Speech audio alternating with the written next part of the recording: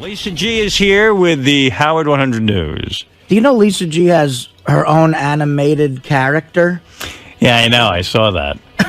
Yeah, I don't know what that is about. Yeah, I've seen that on her card and her website. Yeah, Lisa has her own animated character. Don't you think that's a little weird? What do you mean? Let's see. I use it. It's a character of me on my professional stationery. What's so funny? It is kind of funny. You're the only one who can have a website? It's very attractive. No, it's just funny that you have an animated character. It's not animated. They're caricatures of me that I've used on different things. I mean, Howard, it's sweet. What can I tell you? I don't know anybody else who has this. So she's. How many people do you know have an animated? It's not animated. one. They're I know one. caricatures of me. 2 of which I've used on business cards and professional stationery. Mm-hmm. Another one on invitation. Why do you have a picture of yourself on your business card and professional stationery? I mean, it's kind of... It's a caricature. It's like some people have their name. So I have a caricature. It's kind of like, you know who she looks like in it? You ever see the Archie comics? Yeah. The blonde? Yeah. Not Betty or Veronica? Veronica. She's like the Veronica. She's like in a Not sexy... Josie of Josie and the Pussycat. Yeah, you're kind of like Josie and Josie the Let me see that, Artie. I mean, look at it. Yeah, I mean... Well, do you like it or not? What do you say? I mean, it's sexy as hell. It's hot. Looks I mean, great. you're like, you got a belly shirt on. But it seems a little pompous. Why? No. And you don't even dress like that. I mean, if you dress like that, I'd say I yeah, will at my cookie party. Well, you're kind of like you're like Betty and Veronica in this. Yeah. Wow. I've had my website for 8 years now. It And is I run my own business. Yeah, I don't know anybody who has like a Me caricature neither. of themselves. Except her. Yeah, a lot of people. I mean, it's just... There's not enough paper to draw you, Artie. Look, all of us are... Well, there's no need to attack my weight, but... I think all of us, to a certain extent, are self-involved. Robin. Because of, but that's really someone who's self-involved. That is self-involved. That is. Thank you. That is, Robin. Even you do not have a caricature of No, I yourself. have a big picture, no caricature. Yeah, right. Lisa, I Don't you think it's great. You're a unique individual, and you know how to market yourself. Don't you think, you. Robin? But it's not working. Why? Why isn't it working? It's working with me. I mean, you're not... I just brought a client to Howard who will be advertising on Monday. Okay. All right. Don't that you nice? think, It works. Robin? Like we would goof on you if you had a caricature of yourself on your business card. You would, of course. Yeah. Why would we goof on you? Because it's pompous. Yeah, that really describes me. It doesn't describe you, but I mean, I'm not pompous, but I had that big picture. Big cartoon picture of yourself. There are a lot of them on my website, All not right. just one. Okay. Did you get my Christmas card, by the way? I did not. You did Not yet. I'm sure it's coming. It's the one with a picture of her on it. Yeah, it's with me and my cat. That's why I couldn't listen to that last caller. It got me Whoa, very upset. that was heavy. I want to yeah. see your cat. Is your cat going to be at the party? Yeah, hiding under the bed. Crazy big one on the invitation. Oh, yeah. And look at that picture. I mean, gee, I want to fuck that caricature. Yeah, Yeah. I mean, You're hot Lisa. too, but in Yeah, Wait, I mean, Lisa- fishnets. the character's 16, by the way. Yeah. The caricature is 16. She's in a little Santa outfit with like. It's hot. I mean, it's hot. Yeah. So that's how you what I'll see be wearing yourself. at my cookie Look party. at this one, Rob. I saw it. I saw the It's so invitation. cute. It's not pompous. It's cute. Well, why don't you dress like your caricature? I will Saturday night. And by the way, again, I only comment on this. And the rack on the caricature, you got the big boobies. Yeah. I mean, What? you don't dress like Well, that. a caricature is an exaggeration. Yes. Sure is. You're Pam Anderson in the I caricature. know. A girl can dream, can't she? Well, okay. I mentioned to you yesterday, I said it's odd that you have that. And No, you didn't say odd. Lisa, it's odd. I said it's interesting that Well, you it's have not going away. No, I don't want I it to know go you away. like it. Why don't you start a comic book? 𝗦𝘁𝗲 comic book. And you're like a superhero, like, Yeah, Poor right. Lisa, you get so That's all right. fun. I did come up with an idea for Howard TV. Go ahead. Okay. 𝗦𝘁𝗲 cartoon A series. cooking show with me, and every week a different whack packer, like me and Beetlejuice, me and Jeff the Drunk, And what are you going to cook? whatever. Like, do you think the audience cares about? What Well, are you going to it'll be wear? funny. Are you going to dress like the caricature? Cook me some eggs, bitch. I don't know. What do you think, Robin? Would I want to see that? I mean, we should shoot a pilot. All right. I mean, I'll give any show a shot once. Yeah, we should shoot a pilot. Who would you want first? Me and Beetlejuice in my kitchen? But I don't know. What do you think? Does Beetlejuice shit his pants? Beetlejuice cooks. Do you know Beetlejuice cooks his own breakfast? I know that for a fact. Yeah, it'd be cool if you did it and like you let Beetle cook. Yeah, for real. Yeah, maybe then That's why Beetlejuice ate a doorknob for breakfast. All right, we'll give it a shot. If Doug Goodstein's up for it, he's got to approve it. I mean, he's in charge of Howard TV. Or you know what's another good idea Howard TV could do is just take like $20,000 and burn it. Oh my goodness! Come to think of it, why do we need Lisa on that show? Why don't we just have Beetlejuice cook? How about the Beetlejuice cooking show? And he has different guests. Doug, are you interested in the Lisa G. Beetlejuice cooking show? I'm interested in Artie's idea. Burning 20 grand? Absolutely, we'll burn it and we'll just show it on TV. It's awesome. So what you're saying is you don't believe anybody wants to see Lisa G. cook with Beetlejuice? Probably not. Probably not. All right. No. That's the first. Doug's a little bit of Ed Wood. That's the first idea I've seen him reject. I know. Really? Yeah. He usually can make something out of anything. Yeah. I think it's a little hokey. Okay. What would you like to see Lisa do? I'd like to see Lisa's cookie party, but we've been refused. Yeah. No. We've been He's she pissed refused about us. that. Why don't you let her in? Why don't you let them into your cookie party? You're the one. You're a news person. You're always trying to get into different things. Yeah, but man. not on Howard TV. It's too much. It's going to be too crowded. It's too much. Who are you, high-pitched Mike now? No, and I don't want to get kicked out of my building. Really, it's just too much. It's too much. What's too much? Too much cookies? Too much. How about for 5 minutes? We'll just shoot some B-roll. No, I just want a little bit of privacy. Okay. What's that look? That's interesting. You're the one who's always yelling you should have access to everything, and now all of a sudden you're closing off access. Covering other things of people who people have agreed to, like a party that you've agreed to let, or a party that's in. talked about on the air for months. Yeah, that and people so? from the show are going to. She's mad at me. She won't even look at me. Why? No, I don't I'm not know. mad I think at you. I'm because I just saying rejected no. her show. She's probably thinking of her next fat joke. All right, Lisa G. had an opportunity to have the cookie party show, and she won't do it. How do you plan on expanding the cookie party brand? Caricature it. All right, very good, Lisa. Would you like some headlines? Yes, please. Thank you. Oh, you should have left out lines. All right, so He's on a roll today. He's in love with you. Lisa G, please. You know, like when a fat ugly You're all kid teases carved the up. pretty girl. Oh, Yeah. that's it. All right, You so two should get married. You have all the arguments down. I'm all carved up. Yeah, this is how it starts with me and women, and eventually, It returns there. we're throwing her out the car on the George Washington Bridge. Yeah, I'm starting to make, No, the other way around. Trust me. I'm starting to make my wedding plans. We're trying to figure out what to do. I told you yesterday, and man, I just hope, because, really, it's not a cliche. I mean, just so many marriages end up shitty. And I'm just like, everything's so good. I'm so happy. You are. I just hope it Dude, doesn't ruin everything. You can't psych yourself out like that, Yeah. man. You're overthinking You it. gotta look at it in a positive way. All right, how do you and do that? say, this is gonna work. It's going to work, okay. It's working fine. Working it's always fine. gonna be this way. It's always going to be this Some of us, Let me These try are to the get, mantras. It's working fine. It's always going to be this way. It's working fine. It's always going to be this way. All right. some okay, of us got it. dream of that kind of dilemma that you're having right now. We can't even have that. I know you can't get married. Yeah. Gee, boo-hoo. So we don't have the opportunity to go through that anguish that you're I going understood. through now. Believe me, I'm on your side. I know you are. All right. We want equality. Are you having a destination wedding? That's what it sounded like. What does that yesterday. mean, destination I mean, wedding? Where people Going go somewhere. somewhere. Well, I mean, like out of the country. No. like Unique every place. the no, I whole would place never is- do that to anyone. That's a pain. I hate that. Join us in, Cabo. Cabo. Whoa.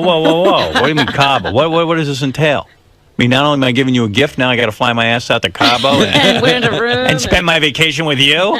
Yeah, if ultra rich, billionaires, hops on a private Tom plane. Cruise. and has the money to everyone else Send can go. everybody else. Right. Yeah. Yeah, no destination. The destination will be somewhere in Manhattan. Oh, It No, is a Manhattan wedding now. Well, maybe. is it summer or next fall? See, you keep asking me like I'm hiding something. We don't know. Sometimes we say it's in the summer, and sometimes we say the fall. Howard, yeah. Quid pro quo. Offer a tidbit of possibly when and allow access to the cookie party. Way nothing. No. An invite to your wedding, and then I'll let Howard TV. No, that's not the deal on the table. You want an invite to the wedding, and with the invite, you will allow Howard TV access to your A little cookie bit of party. access. How much access? No. Well, I'll I let you be can't, at the wedding for 5 minutes. I can't imagine. I can't imagine someone want to go to a wedding that bad. That's fascinating. Women It's Howard love Stern. weddings. As many, it's but I'm so not even going to fun. have like a celebrity wedding. Like I'm not going to have celebrities. That's and all stuff. right. It's I'm just still going to you. have some friends. You're Howard Stern. It's a news event. I mean, I'm not even having Fred at the wedding. Oh, my. Remember, Fred didn't have me to his wedding. I know. Thank God. I love him. anyway. I appreciated that so much. I figured he'd appreciate if I didn't have him. Wait a minute. He had other people No. here at the People, wedding? he got married on a beach, and people walking by were at his wedding. Well, he got eloped. He asked the plumber to be his witness. Really? Well, That's one of those bullshit lines Is that it? Gary handed you when you bought a hook, line, and sinker. Didn't you? Who was your best man? I'll tell you what happened, Howard. No, who was your best Gary, man? shut the fuck up for 1 second. Well, you want? I'm going to tell Howard what happened. You're going to tell him what happened, or you're going to tell him that you lied? I didn't lie. You did lie. Come You on, lied. fuck that. Gary, you lied.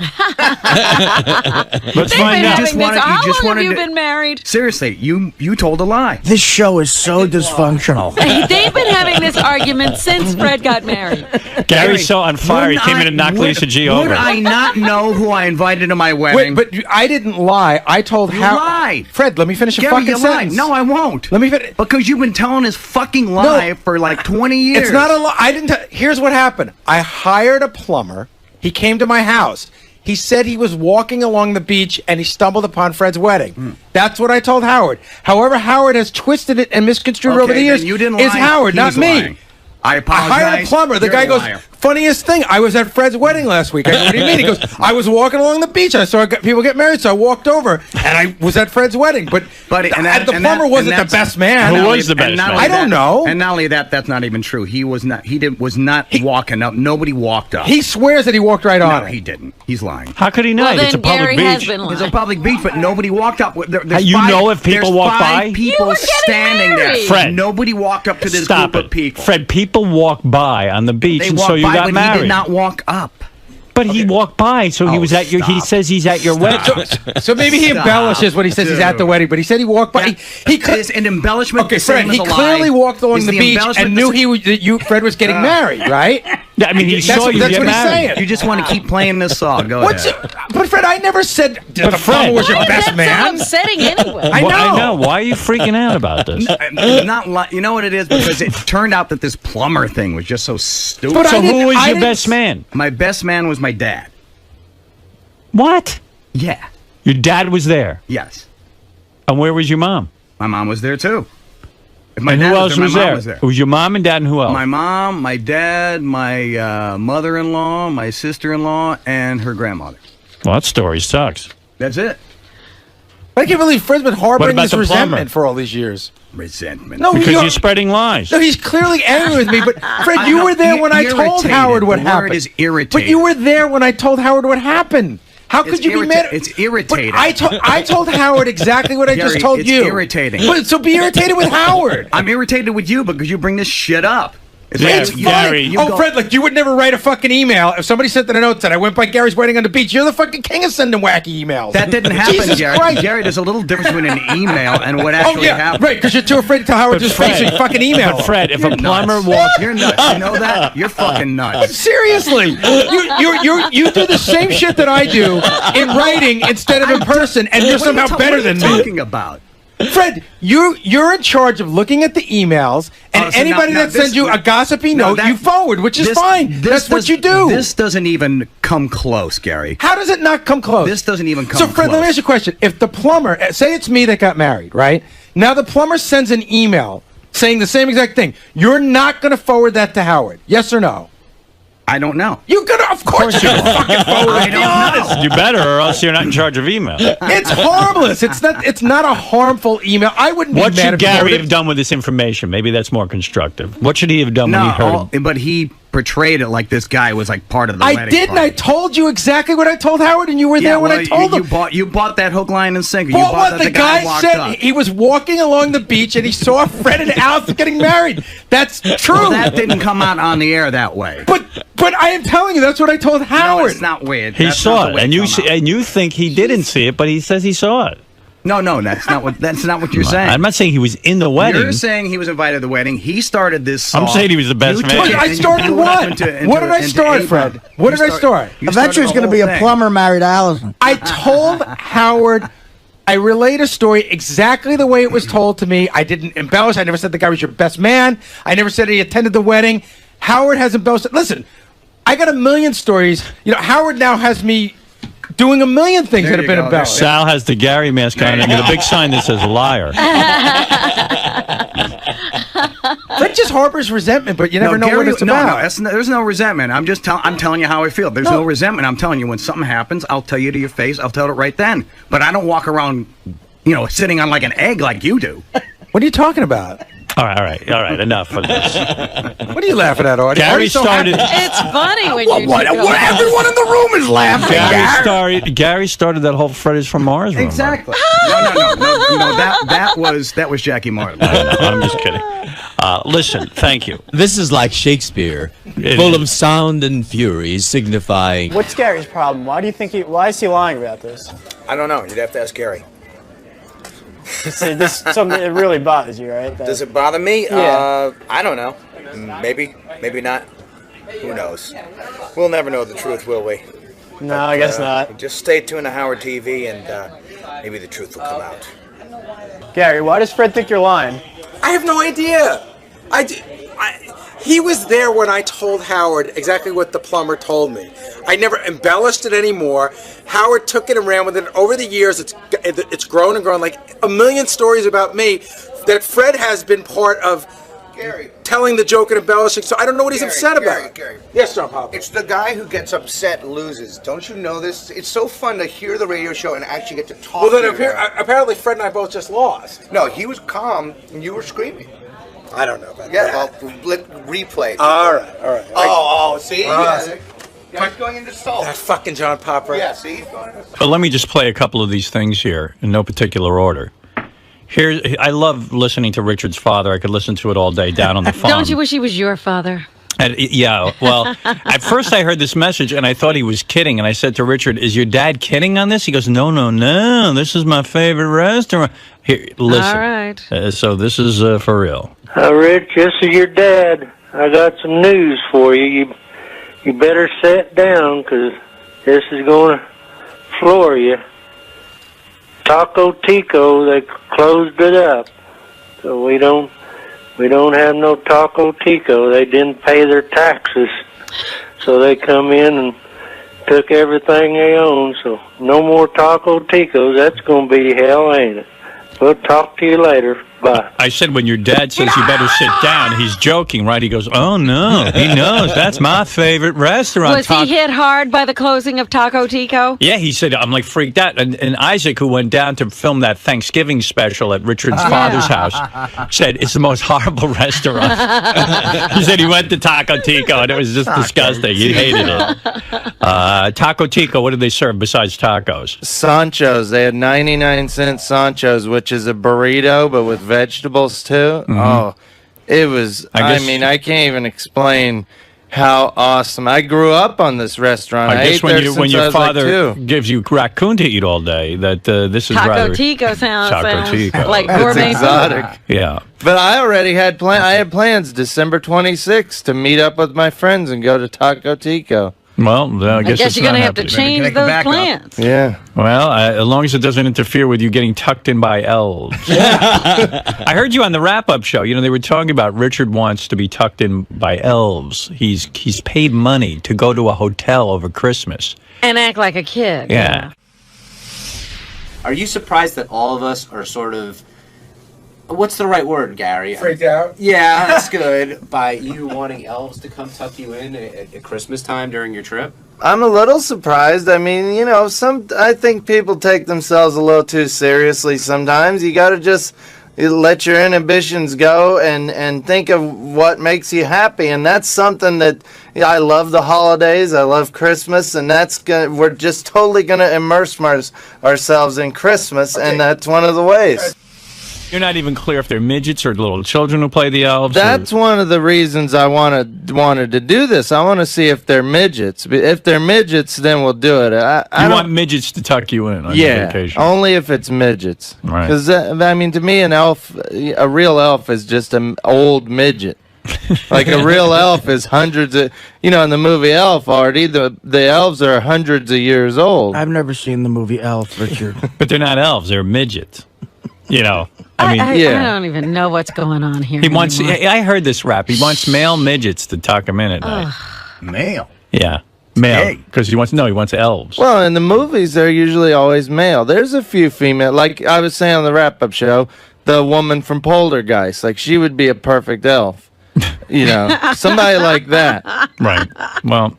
Or somebody like Billy Barty. If Billy Barty showed up to tuck us in, that would be cool. And the midgets have to read him bedtime story. What's going on is he's taking a trip over Christmas. I know. He booked into the hotel, and part of the services for your young children is they'll have the elves come in and tuck your kids in and read them the story. Howard, I can't. Which is creepy in and of itself. Yeah, and Richard now signed up for this, and not even as a bit, because it's not like we knew about it. Yeah. It's not for camera or anything. He just wants this. He really wants to lay in the bed and have this uncomfortable situation where elves come in and then see two adults and they have to be tucked in and read to. I mean, like, why would you want to torture yourself with that? But don't you like to hear Christmas stories and things like that? No, I'm an adult. You? I'm an adult. Yeah, but I just love that kind of stuff. I love the holiday. I'm, what am I, 33? That's for kids. At this point, you should be reading this to your children. Right. You should. But a lot of things are for kids. Like kids play chess, but you enjoy chess.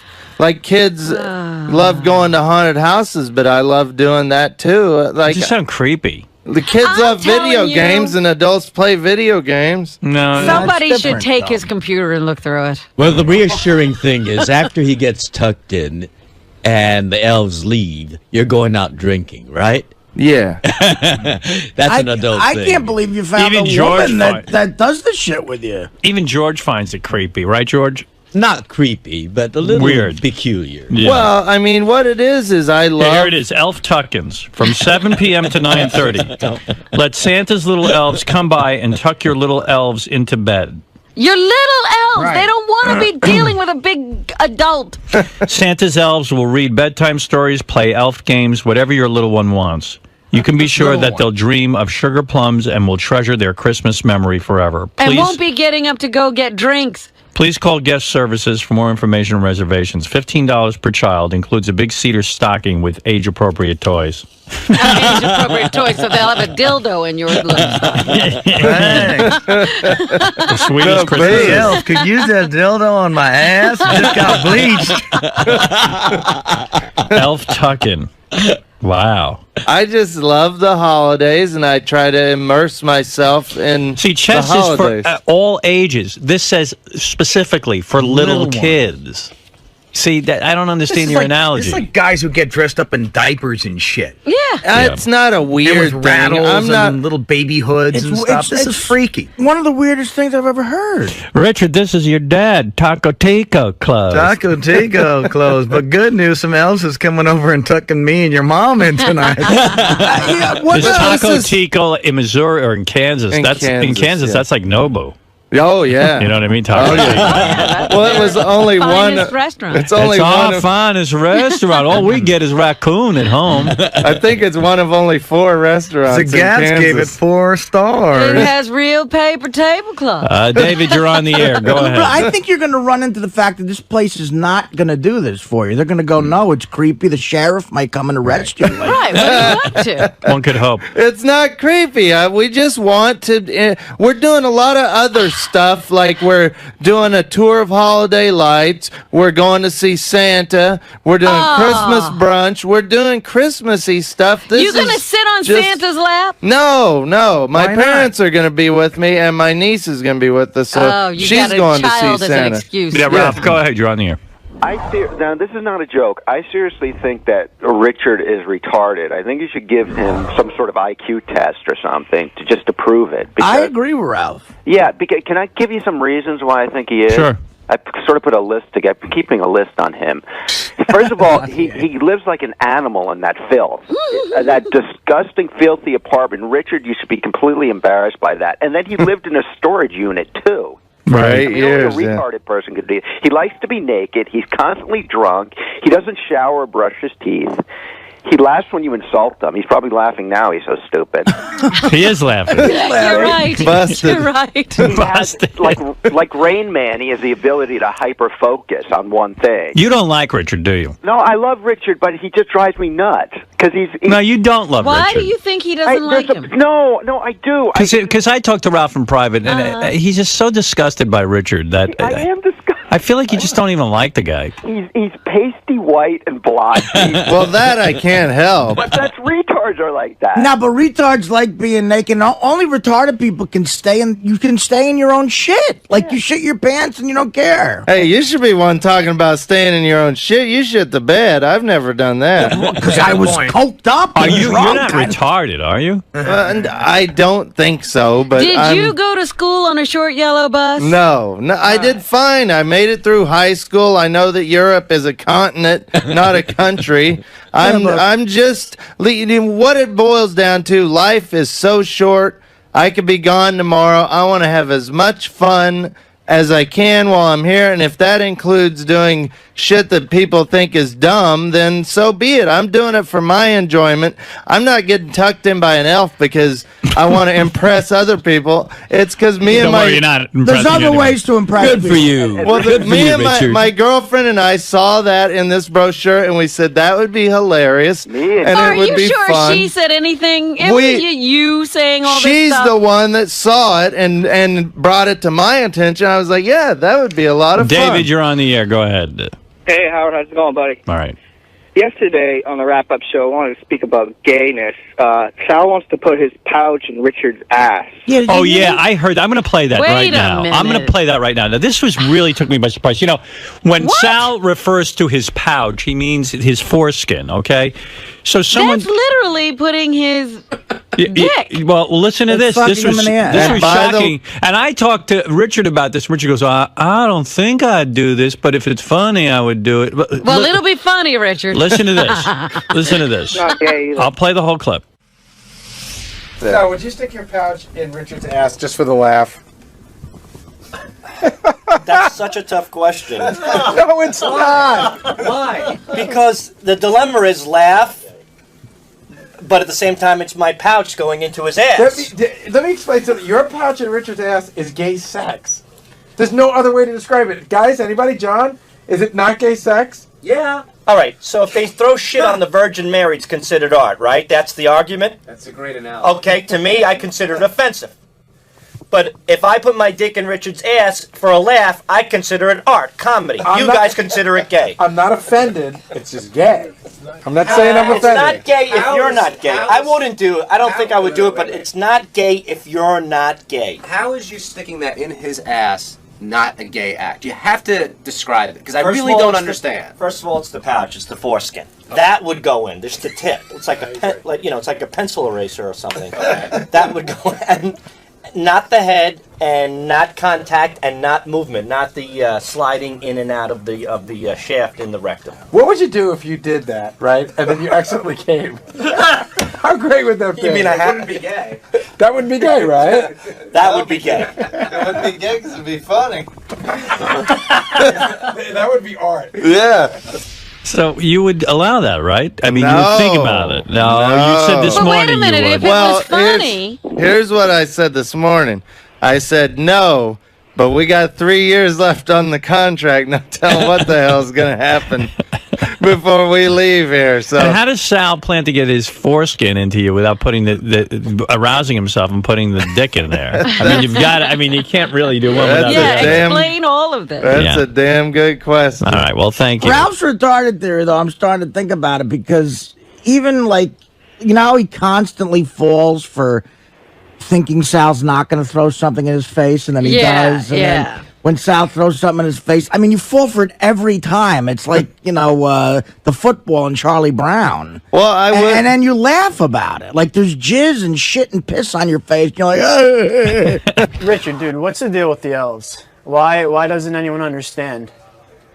Yeah, I don't know. It's a Christmas thing. I guess you really have to be into Christmas, but I have some weird hobbies. I guess visiting haunted houses. I love doing holiday stuff, and I'm catching shit from 3 people. One of which is into shoving coffee in her ass. One of which is into playing chess, the lamest, most boring game ever. And one who's into doing massive amounts of cocaine. So, call me weird, I guess, but it seems a little less weird than all those other 3 things that everybody who's yelling at me is into.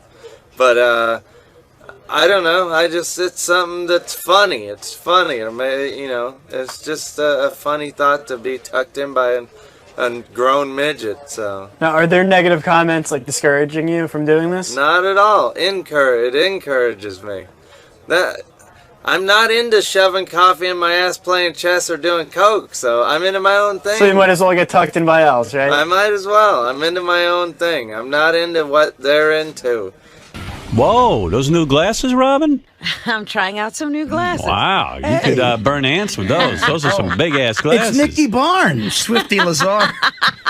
𝗦𝗵cie𝘄𝗿𝗍. Well, I have a couple of pair. You want to help me pick them out? Yeah, I don't know if I get what you're going for there, but go ahead. Let's see what else you got. They look all right. I don't know. They look all right. You got a nice face.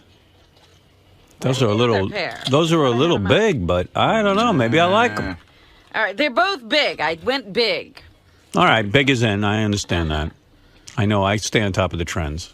And that's the other pair. Oh, wow. Oh, you know who used to have a pair of glasses like that? Who? Remember Waylon Flowers and Madam? Madam. Oh, Madam used to wear these glasses? You got diamonds all over the... No, it's a little gold stuff. Gold design. Oh, first of all, the ones you have on now are such a huge statement. I mean, I was trying to make a statement. It's like your whole face is covered in jewelry. Oh, wow, look at the bling on that. Wow, look at the side. I didn't notice that. Yeah, no, that's a big, that's almost like it's in other words, the glasses should disappear sort of on your face. But this is saying, I wear glasses and I love it. That's rapper type shit. That's what I was trying. Let me see. I like those. Let me see. Well, I see what you mean. Can I see the other ones again? All right. We'll have a poll on Howard TV. I like those. They're a little less. Yeah, a little less flashy. More understated, the other ones are too flashy. Okay. It's like, wow, I wear glasses. Fuck you. I didn't even realize. I never looked at the side that closely before. Look at that. You don't want to be ostentatious in this room. See, put on the ostentatious ones. I'm voting for those. The ostentatious? other ones. Well, maybe I like it. I'm voting for the science fiction glasses. Maybe I like those. I dig those. I don't know how I feel about those. That looks like you deal crack. Like, you know when rappers wear a grill on their teeth? This is like a grill on her head. It's like a big, it's almost like that visor the guy in Star Trek wore. What was that dude's name? Geordi. Geordi. Yes. It's a head grill. LeVar Burton. Yeah, I mean, wow. I don't know. You look like the ghetto Charles Nelson Riley. That's good. You hit it on the head. Do you think those glasses that you're wearing now, like, are too much? Like, in other words, do you think anybody buys I got those? 2 different pair. Do you think anyone buys those besides you? I don't know. I like the way they looked. I mean, what Robin is wearing now is these big giant goggles with on the sides are like it looks like diamonds. I can't see the sides. When I look in the mirror, all I see is this part. Show her on I'm TV. trying to think, like, Swifty Lazar is the funniest reference, but I don't know how many people get that. But if you remember, I didn't realize that. Oh, my God. Take these off. like Charles Nelson Riley wore, if you know that, he wore those big square glasses. Listen, it's me, Charles Nelson. It's me with diamonds. Wow. So let me Mrs. Mueller. That's better. Those are more subtle. Yes. You know, they're almost like, sunglasses, but clear. I didn't realize. Maybe they need a tint. But you know what's funny? In American Gangster, Cuba Gooding Jr., who plays Nicky Barnes, wears, I'm telling you, they're the exact glasses. If you're having trouble getting through, the phones are yet screwed up again. This has been like 3-4 weeks in a row. Yeah, this went on before we went on vacation, and then we had a whole week to fix it, and now it's broken again. And now our guys are blaming the phone company, but come on. Can that really be right? The phone company? The phone doesn't work anymore? They say I thought we had that perfected. The phone line. I can't even look at you with those fucking glasses on. I mean, she's like, looks like Harry Carey and Swift Oh, Lazar. God, is it like that? Yes, they're ridiculous sized glasses. You don't like them? I like those. I gotta get used to them. Did you see the other ones? No. Show them the other ones. I like those better. Oh, the ones with the diamonds in them? The Power Because you know Ranger what's going on with those glasses? That's weird. There's a picture of Robin's new glasses on howardstern.com, by the way. They make your eyes look bigger. Like they magnify your eyes. Yeah, they do. It's like you're looking through an aquarium. You know what it's like? It's like when Mr. Magoo used to put his glasses on. They were like giant eyes. Oh, that's Hi, this is Robin Quivers with the news. Those are better. These are better. You like these better. I think so. Let me see. These are the bling ones. He likes them better. Well, there's a poll up on howardstern.com. You know why I like the bling ones better? Because I spent so much time looking at the bling, I'm not looking at your eyes. Hey, it's news day here at Wrigley.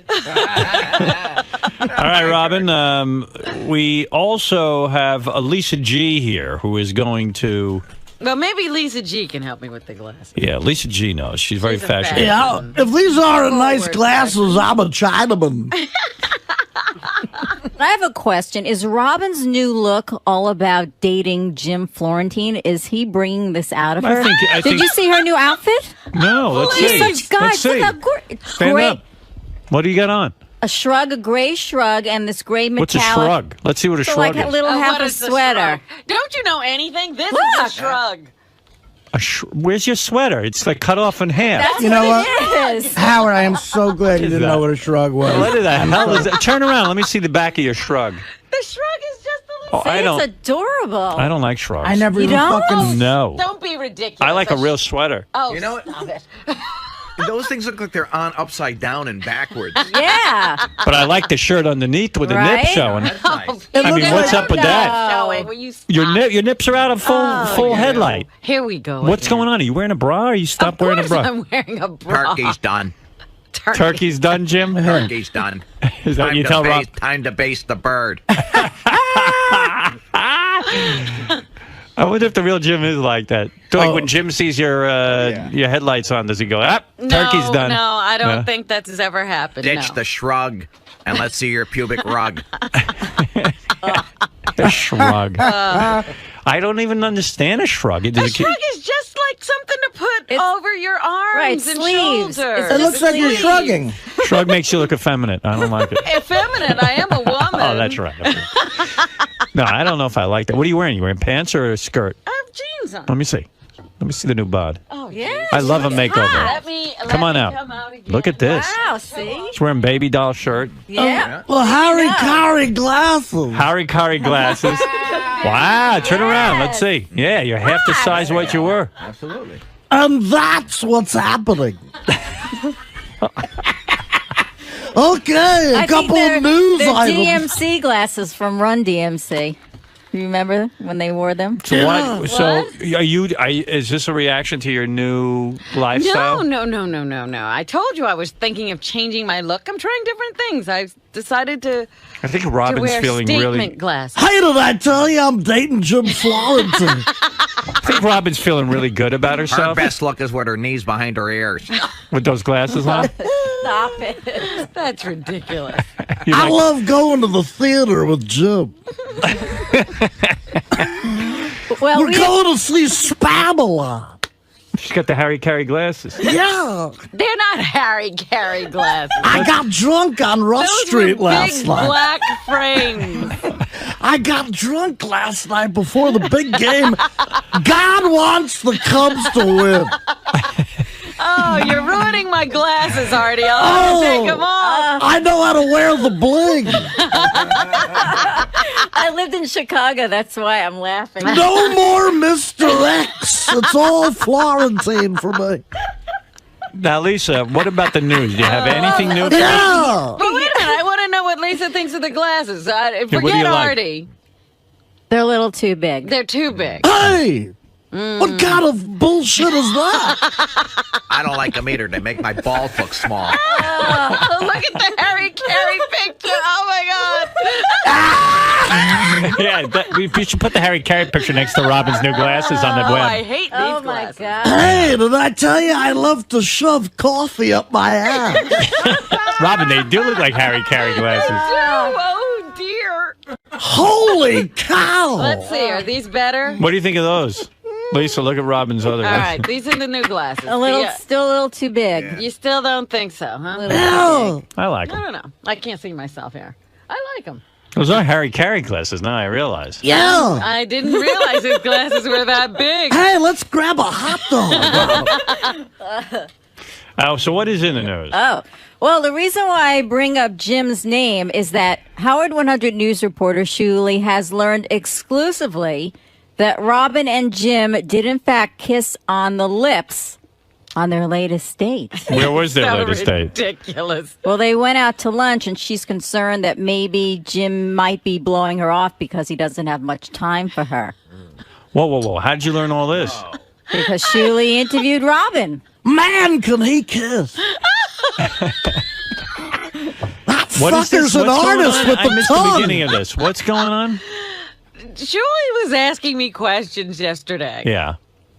And so he said, so tell me about this recent date. Yeah. And I said, it was just lunch. Mm-hmm. And I said, maybe the guy doesn't have any time for me because it was just lunch. Right. Well, you're protecting yourself. Not What do you getting too mean? involved because I could see already you're disappointed they just had lunch. Well, just lunch isn't much. Yeah. And then you kissed him at the lunch? Not at the lunch, at the end of the lunch. On the mouth. Just a peck. I'll tell you what, I won't be just another gal, Jim. I won't be some regular old road Is pussy. it weird? I can't imagine kissing Jimmy Florentine on the lips. Is it weird? What? Is it weird? What are you saying? Is it good? You can't imagine. That's you a get- funny statement. Wait a minute. Let's analyze that statement. Yeah. You can't imagine kissing. I can't. Let me tell you, it's sheer bliss. Is it Why bliss? would you? Who can you imagine kissing? Did you get Artie? Beth? Yeah, I mean, when you kiss him, do you get tingly? Honestly, Don't be ridiculous. do you? I told you it was just a peck. Yeah, It but was did like you get- just like anybody else. Like you meet No. a friend and you give him a little kiss. Up until a couple of months ago, you weren't kissing Jimmy Florentine anywhere. I wasn't. No. I think I used to greet him Yeah. in a friendly manner. Jessica Hahn, go ahead. You're on the air. So in love. Hey, baby. Okay, Robin, the glasses. The diamond ones you have to tint, and the other ones, they look like, honey, they look like they have bat wings on them. I like them. I like the other ones. Do you like the bit without the diamonds? Yeah. Then don't you think they need a little tint? No, I like them. I don't know. I Call don't- me crazy. I don't- I like the new look. No, they're cool, but they need a tint, Robin. They look so really cool. Like just some tint. They are Harry Carey style. I mean, I have to admit that. Now I saw the picture of Harry Carey. This is The good Lord wants Jim to fuck me. Yes, Greg, darling. What can I do for you? You've come to grips with the fact that the glasses aren't working. They aren't working. I looked on the website. They're too big. And then that comparison to Harry Carey really got me. What about Fred's prediction? Or Fred noted that they look like they're upside down and backwards or something like that.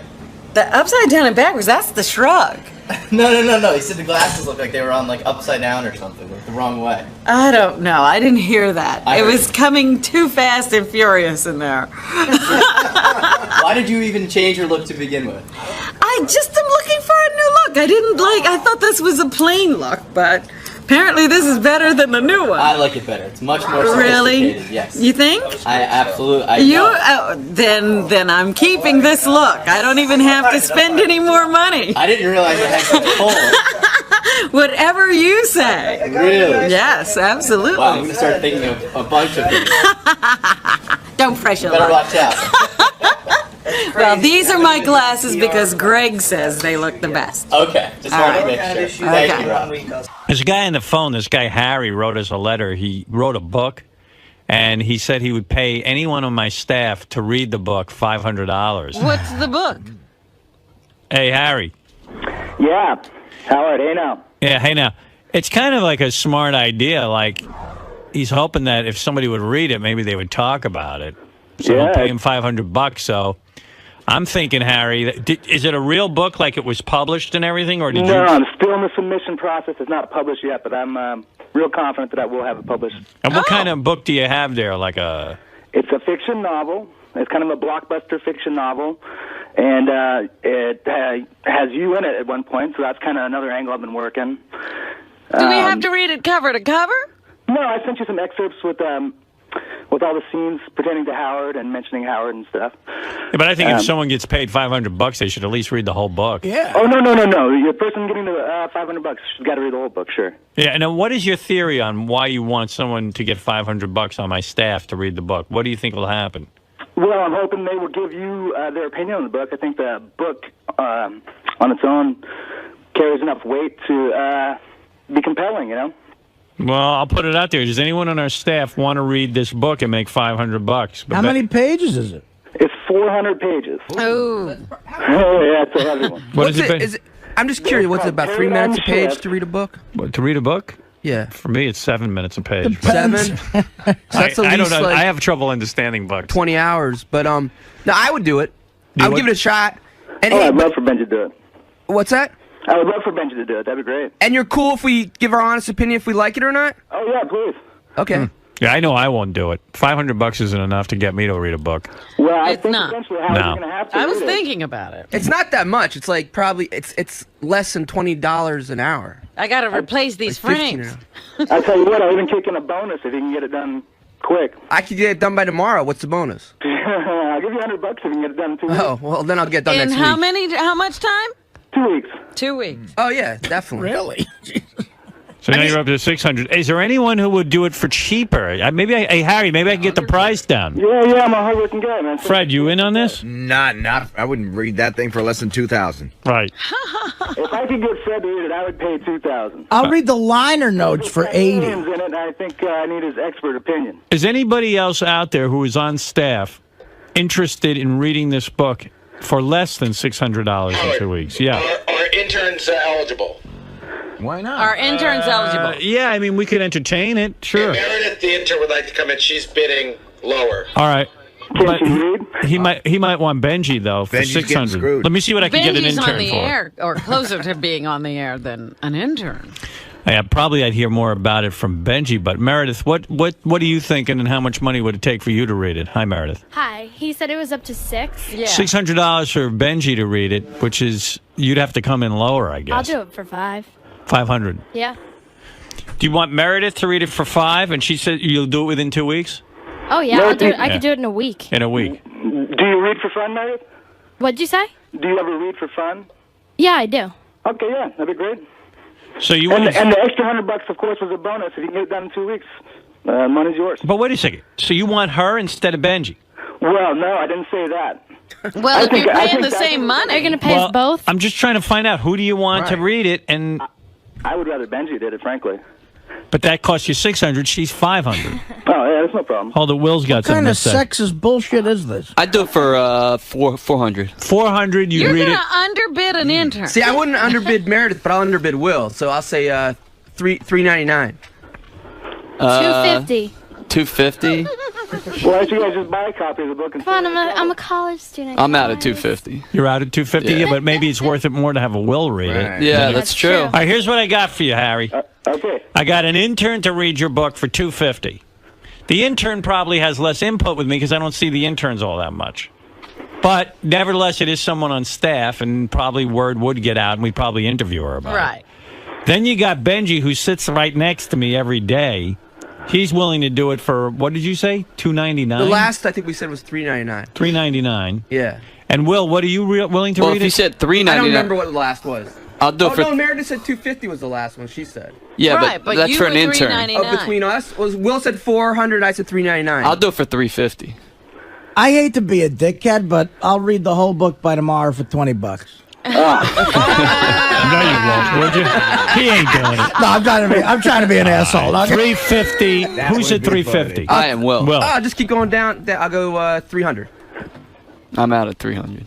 All right, so Benji, you're willing to read it for $300. All right, here's what I got for you. I love that Will has Wait a minute. definite fuck you. I can get you a Benji for $300. Benji was at 600. Yeah, no, I got him down to Keep it 300. twice the price. I got 300 for Benji. If you want him to read it, Meredith will do it for 250. Yeah, give me the Benji. All right, Benji at 300. Nice. Sounds good. Hey, Meredith, Yeah, Ben. I'll subcontract it out for you for 200. No, you got to read it. No, you got to read it. Okay. Hey, Howard, can I tell you a little bit about the book?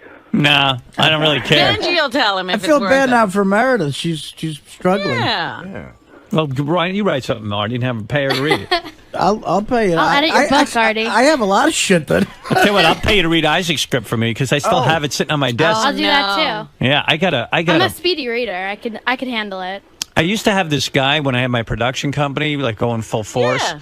I hired a guy that read stuff for me. That was really good. So like I could have given him Isaac's script, but He's gone? yeah. So now I got to read it, and it's like I love Isaac, and I And think he's you a great can't guy. get to it? I just can't even get to it. And every time you see Isaac now, how do you feel? I feel shitty because you know what? The guy probably worked real hard on it. It's Right. important for him to. You know, and what if it's a great script and like I'm just sitting here Oh, with it? it'll kill you if it is Yeah. a great script and you sat on it and somebody comes along and produces it and it's a huge hit. It might be me. I have it too. I have 5 copies of it. Yeah, and have you read it? I sent it to my agent. What did he do with it? Well, he said my one manager's a guy in my manager's office read it and liked it a lot. Yeah.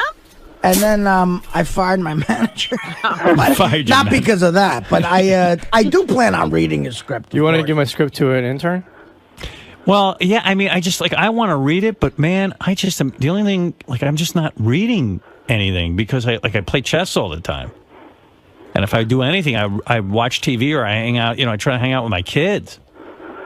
You know what I mean? It's like I know, can't get I to your totally script, know what you mean. and I really want to get to it. What is this author doing? He's breathing funny. Yeah, he's fucked up. Hey, Robin, I heard you threw out Richard Christie's script that he gave you to read. What was it? I'm and I sure want to have throw out it Isaac's script. somewhere. I didn't throw it out. I want to throw out Isaac's script because it's sitting on my desk now for when did you give that to me? I gave it to you like before last Christmas. Yeah, so it's a year. See, right that's before the thing. It's a long in-demand time Christmas now. party. Yeah, and it sits there on my desk, and like I love Isaac, I want to read it, but I really haven't made the time for it. I'll be honest. I gotta say, my experience, like with Beer League, it never worked. Like someone's got to approach you and really want to do it. Sending scripts out, it just never works. Everyone that's read it so far around the show has really liked it. Really, like who? Hey, Gary. I'm sure it's good. Gary liked it. Gary, Will, is it good? Really? Will read it. Oh, Will really Gary liked should it. have given you a report. Everyone. Gary didn't come to me and say you really need to read Isaac's scripts. I mean, he could be blowing smoke at my ass, but I mean, he said it was really. He said it was good. Gary I has know it's horrible good. taste in music and movies. So, Oh, really? Yeah, honestly, he does. Even Artie's ex-manager said it was really good. Yeah, and that's why I. No, not even in person. A kid who actually, whose opinion I respect, he said he really liked it. Yeah. You know what I'm going to do? I'm going to give it to my agent and ask him if he has anyone in his office who could read it. And then if they tell me it's really good, because like he's got people who professionally read this Right, shit. I mean, That's a good move. That doesn't bother me, but to give it to an intern would be like, you know. So Yeah. what if the intern said, "Hey, this is good"? So I then still what wouldn't are you read going it. to do? I probably still wouldn't read it. I'm not even sure if they tell me it's the greatest thing they ever read, I would read it. Because I'm just lazy like that. It's hard to. It's I hard like to watch. focus. If you can make it into a movie and let me watch it. He'll watch your movie Yeah. if you can get it made. Yeah, but I know what you mean. Like maybe if I really liked it, we can make it into a movie, but I just can't get it together to read it. It's been a year, and like I should just throw it out already, right? Well, here's Or give it back and say, here's- Isaac, It's clearly stale after Here's a maybe year. a compromise. Read the first read it for a half hour. I won't. Oh. And if you like it, keep reading. If you don't like it, throw it No, away. half hour, I won't do it. I'm telling you, I know me. I can't last. I can't get past the first page. how about the first page? What if Start you- with the first page. What if you Alright. hire a reader? I'll read a page a day. What if you hire someone to read it out loud to you? You're going to require That's him to interesting. hire someone to read your script. Yeah. That's not out of the question. The greatest use. You know what I He would hires do? people to do everything else. If you would just like, Here's a whole staff. If you would just like get a small little crew together and act it out on a play, like kind of thing. Yeah. How about if Isaac makes an audio CD for you, reading the script? Nah. No, but you make a table read. That's what you need. Yeah. Can you do a table read? Can you put that together? Yeah, what are we doing? What is this happening? I don't know. You I gotta don't have hire any good, time. good You have actors to for do that. Yeah. Yeah. Table reads. What's it about? It's about a group of It's about a group of young 20-somethings coming of age in Manhattan. It's it's funny. It's an R-rated comedy. Really? Swingers in New York. Exactly. It's like it's like the way I say it's like a swingers. And meets are there a lot better. of Is this sort of autobiographical? Yeah, I mean it was at the time. I mean, I gotta read. I'm not in my 20s anymore. Read a movie about your life. It's not about my life. Oh. It's based. You Oh, write. not getting laid in New York. You write what you know. I'm not gonna write a movie about a firefighter. I don't know shit about So that. it's Wiggers in New York, and It's not very wiggery. Wiggers in New York's a good name. It's a Jew who wants to be a black guy. It's not wiggery. It's a jigger. It's it's about well, how could it most not people be? That's who you were at that time. That's who I was, but I mean I didn't write an autobiography. How long did it take you to write this? I started probably writing it in '99, and I just finished before I gave it to you. Who are you, Eric the Midget? So it took me like 7 years. Had you gone through rewrites? Yeah, I rewrote. I Based on what? I You're gave all- it to Grandy. Grandy read it. He did. What did he say? He said it's really good. He gave me some coverage. He gave me some pointers. It needed a little help at the end, which is where a lot of scripts fall apart. And he said it needed it streamlined. But how do you know he knows what he's talking about? He does. He was Howard's my director guy. of development, and now he's director of development for like a major production company. Then why aren't you giving it to him again now that you're done? I did give it to him. But Howard, based on that, Oh, good. I'll call would you him. read it? Yeah. I'll call him and ask him if I should waste my time reading Sure. it. Go for it. Waste your time. The greatest use I've had for I don't want to read scripts. You want to know something? I understand. I don't want to even like. I don't even want. The only thing I'm still producing is the Porky's remake. I'm committed to that. But after that, I'm not doing any of You've that. gotten rid of Rock and Roll High School?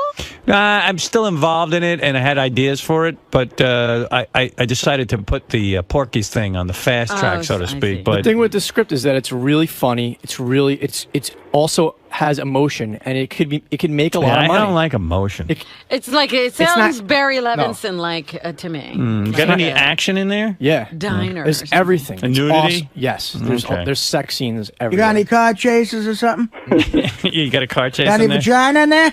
There's Any nu- vagina? there's nudity. Is there room for Spider-Man in this script? I'll tell you what. Is there somebody What's the name of available to wear It's called- Swifty Lazar It's glasses called The in Golden there? Life. It's very character driven, but it keeps your interest. It's really good. I mean, All right, I spent all right. a ton of time on this. All right, do and it. I wouldn't have Honestly, I'm handed not going to you- throw it out. I wouldn't have handed you a script that I thought sucked. No, I know That's why that. I sat Most on it. people Of course, think you wouldn't have worked on it that long For if you 7 thought years. It most sucked. people think their scripts are good. Reading scripts are it's a lot of work. I still haven't read dirty work. And I myself have a high standard. I think most movies suck. That's I like do. you know, yeah. My agent back then used to say, like with the movie The Bachelor, they go, well, read it and see if you like it. I'm like, if they want to put me in this movie, are we going to say no? Yeah, right. But you're going to read it and go. Yeah, I mean, just It what, sucks, but I'll be in it anyway. what time do I show up on the fucking set? Right. I like your career. I mean, yeah, fuck it. Why read anything? I mean, I don't have. No one else is telling me to do it. You know. Like when you do Rescue Me, do you actually bother to read the whole script, or do you just like read your parts? All I do is read my parts, and the greatest thing ever is when I watch the show. The rest is like a surprise to me. I'm like, how are they fitting me into the norm scripts? I got paid the same whether I was in it a lot or not. And by the second season, if I was in it a lot, I would get so pissed off. I would try to tuck my way out of scenes. I'd be like, oh, come on. I'd go right to the... Oh, why is Artie at the bar? He doesn't have to be there. Yeah, I could have the day off. Yeah. I want Norm to shine. You need at least one line to get paid the whole episodic Yeah. fee. And I'd be like, can I just say hi and then get out of it? Well, That's the greatest use I had for Teddy so far was I got sent the movie and I asked my agent, who do I play? And I just told Teddy to go through the script and flag every page that my character was on. So That way you didn't even have to leave through. yeah, I'll just look at You really love your craft.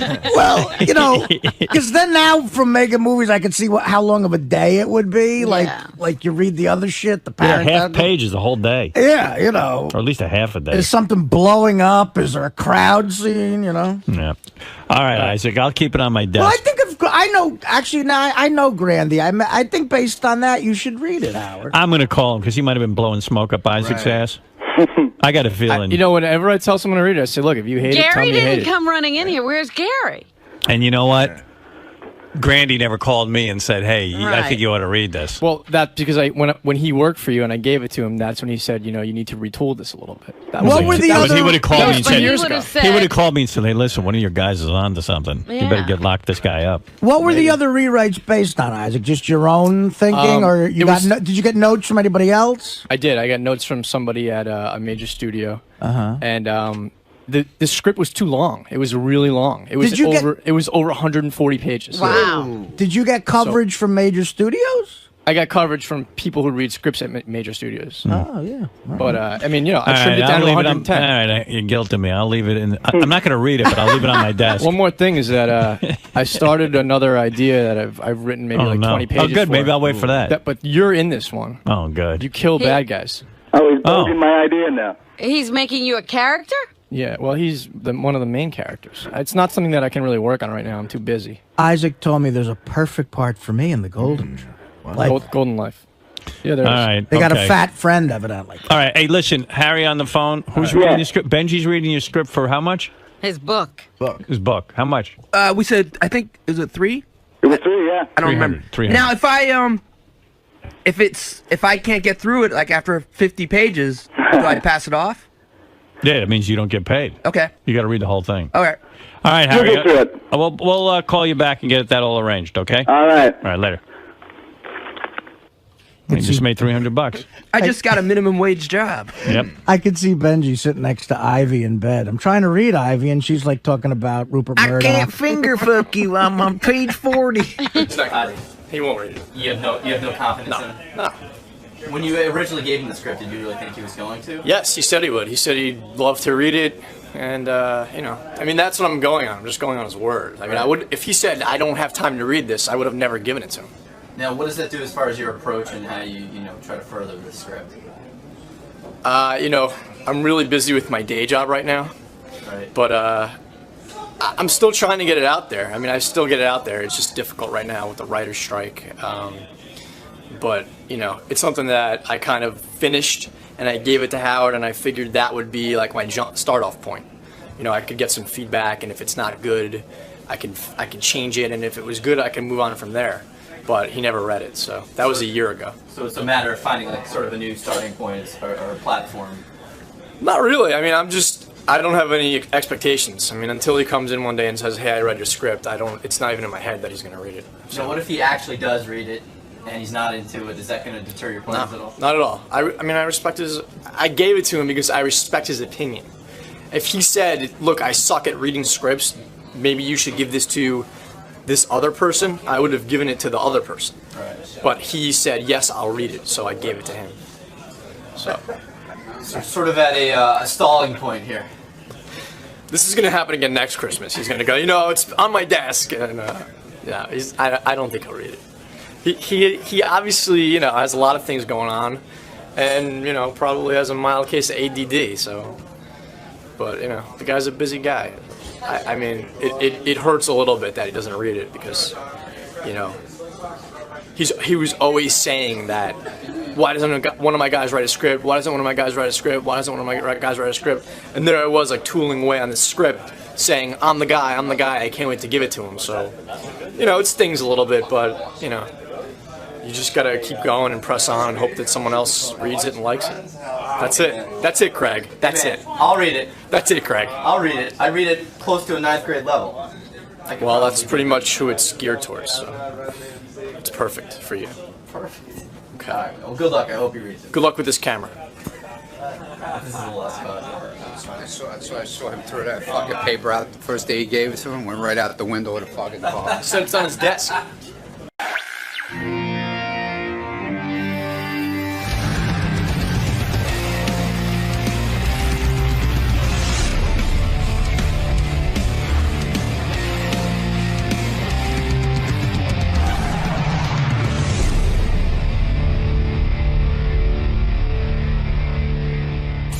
Where is Lisa? Is she around here?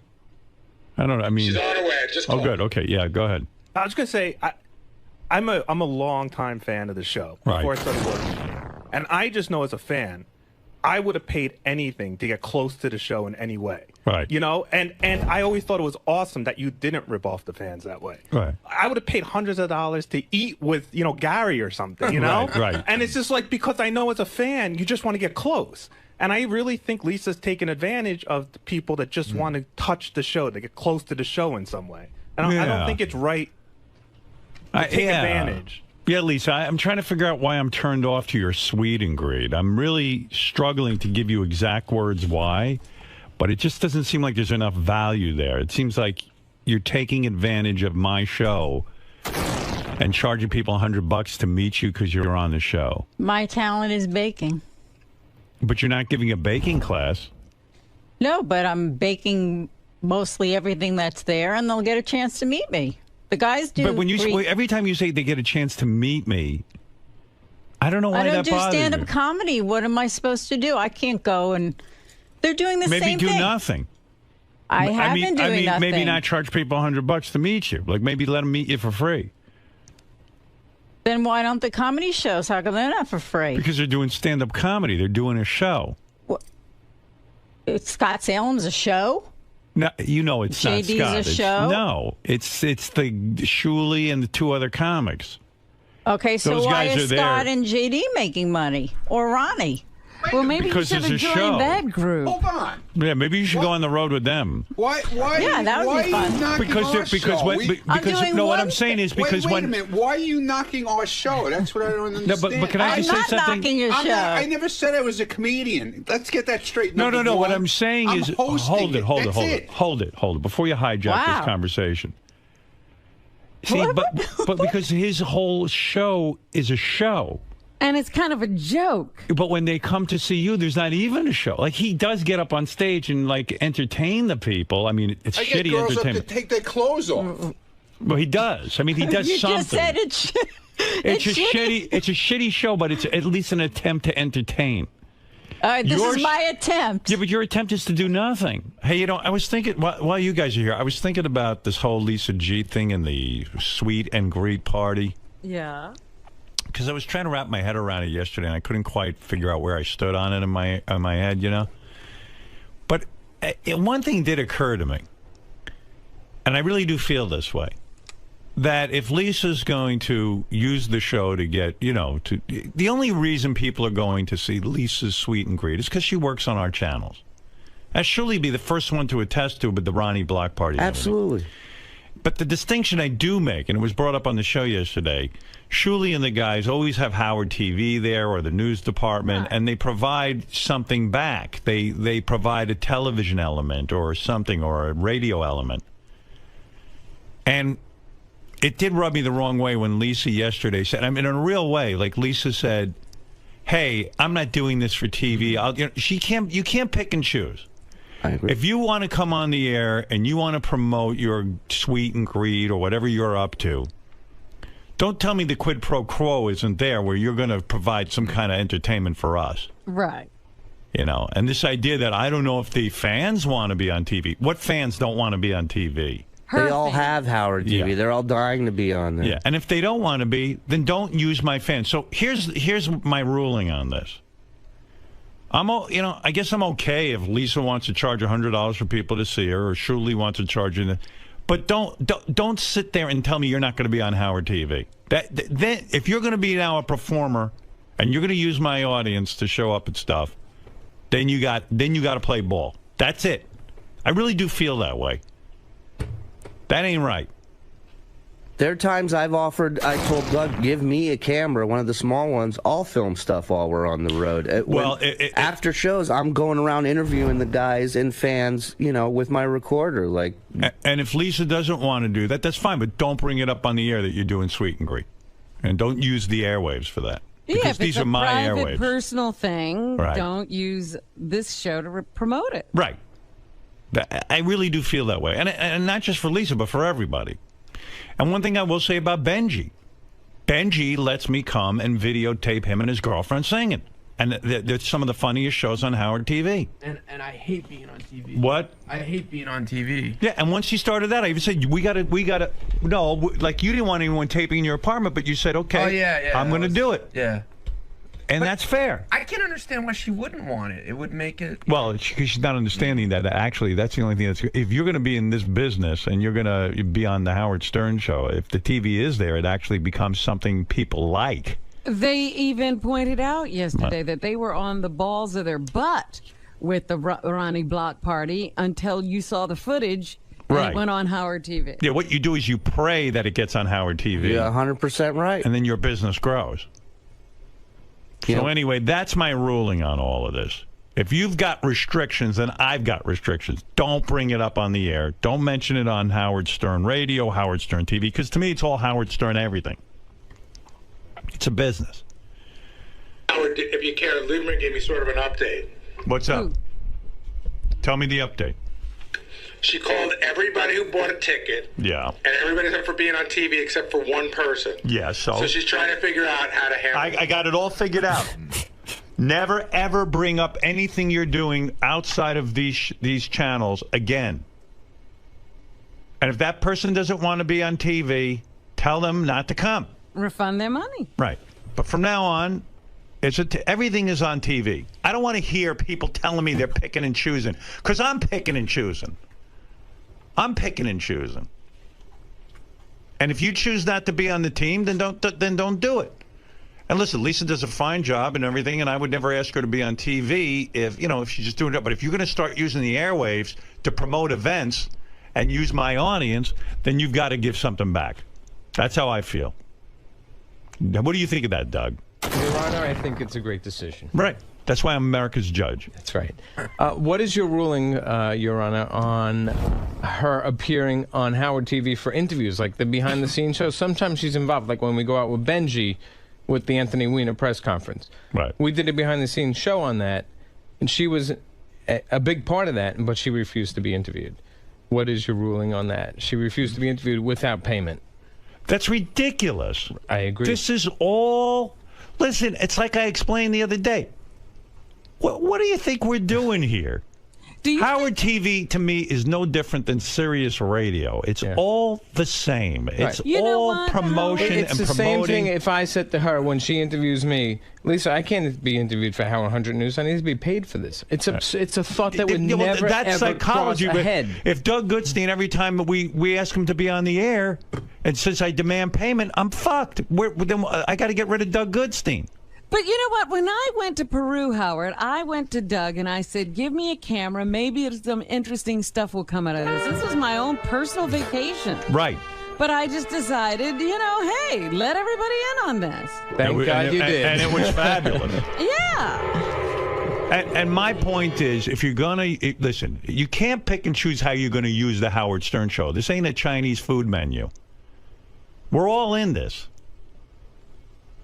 And it's one thing if Lisa wants to work in the news department, not promote anything, and this and that, the other. That's one thing. But don't tell me you're not going to allow a camera, and then I'm not going to allow you to use my airwaves. All of this stuff is good to us. We should be good to it. And it just doesn't go for Lisa. I mean, for everybody.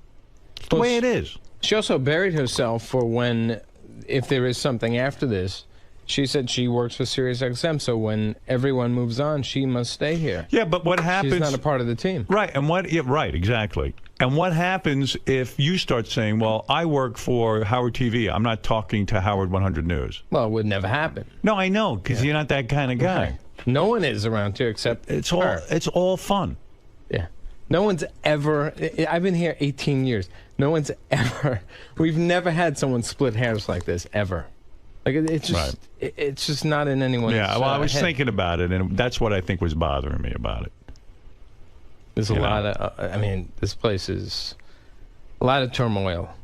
Really? Oh yeah. Oh yeah. I mean, everyone. The wrap-up show was like it was 15 guys in there just ready to unload on her. Well, yesterday. listen. And no one wants to be mean and make her cry, but it seems I think the thing that's frustrating the most is that she doesn't seem to get it, and it's just like tunnel vision. It's like she sees it her way, and we're all idiots. Well, I see it my way. Well, you're right. It's your show. You're the boss. How she feels about this ruling. But I mean, if anybody else, well, it's a clear ruling, Robin. I'm saying, look, anybody who wants to use these airwaves, the Howard Stern Show airwaves, You can't pick and choose how you want to use them. If you want to start a side business off of me, because this is my audience, this is the way I look at it. You want to start a side business off of me? You want to sell something? All right, I'm open to it. But don't tell me that I can't bring a camera there. Fine, you don't want to bring a camera, then don't use the airwaves to promote it. That's how I feel. I mean, two-way street. Yeah, you can't choose how you're going to use me. I'm telling you the rules. These are the rules. The judge has spoken. Tell your mother, 𝗛cie, and ask her a review. Ask her to review it. It's a package deal. You can't. It's a package. Now you said something meaningful. Thank you. Package deal. That's a good term. I like that. Good for you, 𝗛cie. And if Lisa wants clarification, or anybody else around here wants clarification, come see me. Right now. Right now is the chance to talk about it. Right, Doug? Absolutely. I mean, there's times when people don't want things on camera. Of course, we respect that always. Right. But to just shut it down is just unacceptable. Yes. The thing I don't get is putting it on Howard TV is only going to help. I mean, you may be in embarrassing situations, but ultimately, it's only going to help your product. By the way, Howard TV did a behind the scenes of me at AGT, which you sent me to watch last night, the preview. I thought you guys did a great job. Yeah, it was a lot of footage. The guys did a good job for sure. Good job on that. It. And then you sent me something else that was kind of fun too. Medicated Pete? Medicated Pete on Rachel Fine. Holy shit. Is that for real? Dude, either he's the best actor in the world or... What's happening? Rachel Fine on Fine Time. For those of you who have Howard TV, you got a real winner to look forward to. That is also, we use it as like a promotional show. It's on HowardTV.com. I was riveted. I had dinner plans. And on HowardStern.com. You can see it. Oh, you can see it. You can see it for free. Yep. Oh, good. On HowardStern.com. And HowardTV.com. Yep, it's up there right now. You got to watch this. It's a free show for anybody who wants to see it. Fine Time. Rachel Fine. You know, Richie Wilson's fiance. Yes. She's on there with Medicated Pete. And Medicated Pete doesn't know how to eat. So while she's interviewing him, she offers him a cupcake. Yeah. Like one of those big cupcakes that we have outside from, what's that place? Crumbs. Crumbs, yeah. Like a big giant cupcake. And he's like, oh, you know. He starts eating. And somebody wrote a comment underneath that he says, Medicated Pete eats like an iguana. the cupcake is rubbing all over his nose and his lips start turning purple, and it's like, he can't swallow or something, and he starts to eat it, and it's like it's like, you know, when brindlefly starts to eat, and you know, and he has to go, oh, excuse me, excuse me, it's the most disturbing thing. And while he's talking, he's eating, and it's such a train wreck, fascinating piece of tape that I was late for dinner. I had dinner plans, and I had to finish Medicated Pete's interview. I didn't think I'd be that interested. I honestly watched it at least 10 times. I just watch it I just put it on and let it loop. Well, basically. the reason it's genius. Who was the genius that said give him a cupcake during his interview? I think it was probably Richie Wilson's idea. Richie Wilson. Yeah. That guy's a genius. That is incredible. Immediately triple his salary. Okay. Oh, that's right. We have no money. But look, there he is. Look at his face. Oh, right. Oh, he looks like he just made a bukkake video. Yeah. That's on HowardStern.com and HowardTV.com and on Howard TV, the channel. You're Howard TV. Oh, now, he can promote on my channels. And it's brilliant to keep interviewing him while that's going on. Right. Do you think, can I tell that weird story I told you about him the other day to prove that he's really out there? What is that? The one about that Joe Walsh's manager told me? Oh, yeah, go ahead. This is good. So I think the James Gang was playing down in Red Bank. Right. And Joe Walsh's manager, Smokey's a huge fan of the show, and so is one of the guys that runs the road crew. Right. So they're driving around Red Bank, and one of the guys goes, holy shit, that's Medicated Pete. So they pull the car over, and they go to Pete, get in the fucking car. And Just Pete like that, right? Get in the fucking car. Yeah, and so Pete gets in, and they go, you're going to be roadie for a day. Pete doesn't know who these people are. He doesn't know. He gets in the car. He gets in the car with complete strangers. Right. They bring him to the gig, and a couple people are like, oh my God, it's Medicated Pete. They're taking pictures, and he goes, all right, cut the shit. Go grab that box. And they made him work the whole day. Right. He's like, you're roadie for a day. But Pete just got into a stranger's car. Wow. He is weird. And the weirdest part is that was a year and a half ago, and he's been here 3 times, and he's never told us that story. Yeah, how weird is that? Like something cool happened to him, and he doesn't even talk about it. Never even mentions it. Yeah, I have a feeling that happens to Pete a lot. Like people just grab him. Yeah, like he just gets into random cars. Like sometimes he's raped, sometimes he's who knows. Sometimes he never he's tells you any of the sometimes he's a huge rock star's roadie. It's just whatever happens to him for the day is the day. And he's somehow still alive. It's too much. I brought him to a gig once that I did in Jersey. How'd that go? He comes to my room before the gig to get ready, and he goes to the bathroom to wash his hands, and apparently he washes his hands for like 15 minutes. Oh, he's got that, huh? So, because when I walk in, there's a lake in the bathroom, like just a huge flood of water. He's all sloppy. And he's up on stage, singing Purple Rain with wet spots all over his shirt and pants. But you know what's weird about him? Like, he's probably been to the White House. Like, we don't even know it. Yeah. He's met Obama. He was probably at the Queen's Jubilee celebration. He's like Zelig. Yeah, he's he in shows all up. these historic spots and nobody knows. Forrest Gump. All right. Well, anyway, there's my ruling on all future endeavors from everybody. Okay? I hope we all know. I know. All right. You know what I'm saying? What? I'm just nervous, man, because Kind of makes everybody kind of. You don't want to have Lisa send me over the edge, and then I'll stop all the fun. Yeah, because you could be you're well within your right to do that. And right. I think it's fair. It's fair.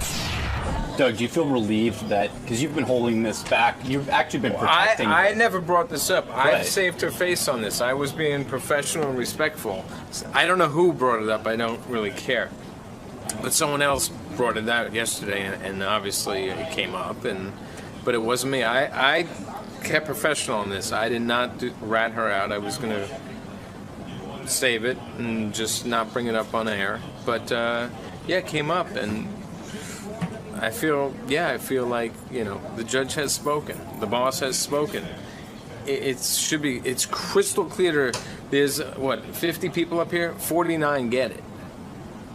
So, and you knew Howard would share this same thought process. Like, who has done this? Who would that's like me asking John right now for holding a microphone. Like I said in there, John, pay me for. Get this microphone away from me. I want to be paid. I work for Howard TV. This isn't I'm splitting hairs, John. This is Howard TV. I don't work for Sirius XM. Pay me for this, John. Could you pay me? Answer the question. Pay me. No, thank you. Why? Because you work for the channel. You work for Howard. We all work for Howard. Package deal. It's a package deal. Yeah, it's a package deal, of course. So will you cover Lisa's Sweet and Me? Now that's a good question, and I'm going to be hypocritical, potentially, because part of me doesn't want to cover it because I don't want to help her out now. She split hairs and made her feelings known, and it's insulting. And the other part is like, no, I wouldn't do that to the show. I'm going to, if she, God, I can't believe I'm saying this. If she allows us, really, don't exploit and try to sell tickets through the show. No, yeah, we would cover it, sure. And I would be happy to cover further ones, and hopefully, because I'm a good guy, I'd like to help her out. So if this could help her blow up her business, sure.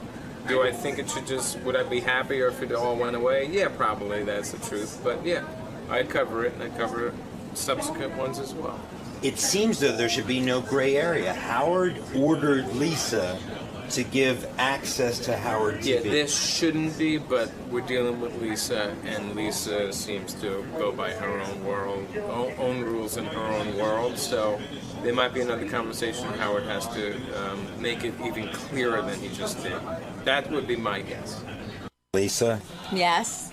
Howard declared you must do interviews with Howard TV and allow Howard TV... No, that's not what he said.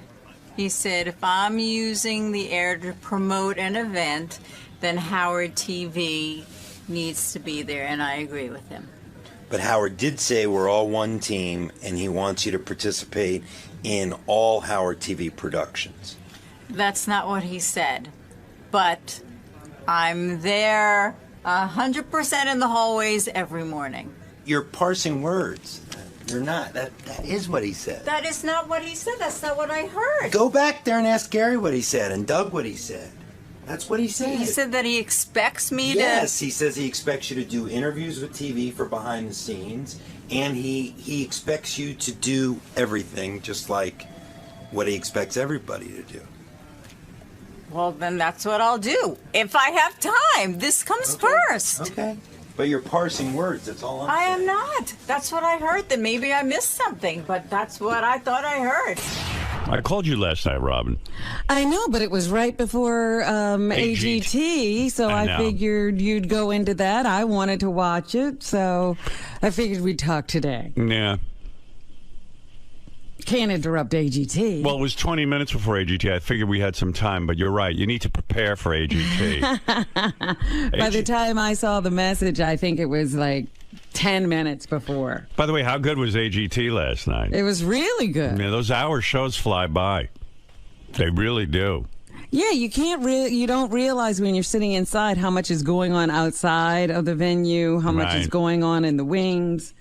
I mean, again, I get hung up on I try to remember everything I said because we taped for 4 days straight, like 2 shows a day. In Austin, yeah. Yeah, but I was really pleased with the show last night. I thought it was a real good one. And but speaking of things AGT, how about the guy from the night before who is a war hero and stuttered? Did you read that he is a complete fraud? No. Yeah, like it was a total scam. What's even funnier, in some of the papers it goes, Howard Stern was scammed. Like, not even America's Got Talent. Yeah, like you did all the vetting. Yeah, like I run You're not the show. just sitting there. Yeah, no. Well, first of all, there can't be anything more despicable. You know, there's so much on my mind because I am dying to tell people what happens in Vegas. Not just about this guy, but about a lot of the talent. Uh-huh. All I can say this season on America's Got Talent, if you're following along at home, expect the unexpected on every level. Well, tonight or was it next week they were promoting that something's going to happen that's really shocking. Well, I think what they're going to show, based on what I saw the same thing, and I don't know, they don't tell me anything, but a lot of times Howie, Sharon, and I really violently disagree. And because they edit and they only have an hour, they don't always show all the disagreements. So I think right, it seems like you three are on the same page with most things. Yeah. In fact, Ronnie was saying how much he enjoyed the show last night because they did show some of the disagreeing, a little bit of it. And there's one play. I get so mad I eat half of Howie's face off. It's crazy, like full on cannibalism. But yeah, they sort of indicated that there's a real Howie wants someone to go through, and you're not right. I know. I think happy about that. Yeah, I think I know who it is too, and I was fucking livid. But so I don't know how much they're going to show of it. It's funny, like the things they choose to show too. Like I was doing math at the table, when I do math. Right, yeah. And I was surprised they showed that. I was glad they showed that, but because everyone wanted to know how much time we had left, so I did the math for them. Or how much time per contestant you were. Yeah, right. Yeah. I said, let me handle the math. That's my forte. And the show was over. You still had to come up with an answer. And I said, well, here, let me just, I want to do it on paper so I can show my work to the teacher. Didn't you love that in school when you had to show your work? Absolutely. I was like, I'm in big trouble. I can't just look at somebody's answer on another, paper. That was to keep you from cheating. Yeah, it worked. I was really fucked up with that. I don't have any work. My work? I don't know how I got. I took a lucky guess. Does that count? I'm a genius. Yeah, so I don't know. It's like really weird because there were so many arguments when we taped. And sometimes they go to them and sometimes they don't. But maybe next week they're going to show one of them. Yeah, I like that little Snapple room thing, too, where you guys are sitting back there talking about some of the contestants that really impressed you. Yeah, but you know what's crazy? What was going on? What? When we were taping, we would be in the Snapple room for over an hour, at least twice a show. Really? Yeah, and like all it is 3 seconds of the show. It's crazy. And I sit there and I go, you're kidding me. Trouble is, you can't figure out which 3 seconds they're going to use. Yeah. Yeah, because they cut it up still, and you're jumping around from contestant to contestant. Yeah. I saw one of the contestants last night. I think it was the only person I disagreed with you on the whole time. Yeah. And they didn't even show you voting no. Yeah, did you notice that? Yeah. That was the other thing I was going to say. The girl that sang girl. Blue. Yeah. Yeah. See, all I can tell you is, by the time we get to Vegas, I'm right about 100% of the time. But in order to show you saying no, that was going to be 3 minutes. You know what I Right. mean? It was going to take a long time. That Maybe was a big disagreement because on that girl, I didn't think she had the goods. But the only reason I want them to show, because when we get to Vegas, a lot of times I'm proven right. Yeah, when she started singing, I said, she's got a nice voice and everything, but she sounds like a million other people. Right. And, by the way, the thing that Howie and I disagreed on, everyone on Twitter agreed with me. That girl is a tremendous singer. The one you picked and said she was unique, she was amazing. Amazing. You talking about the girl and the guy? Yeah.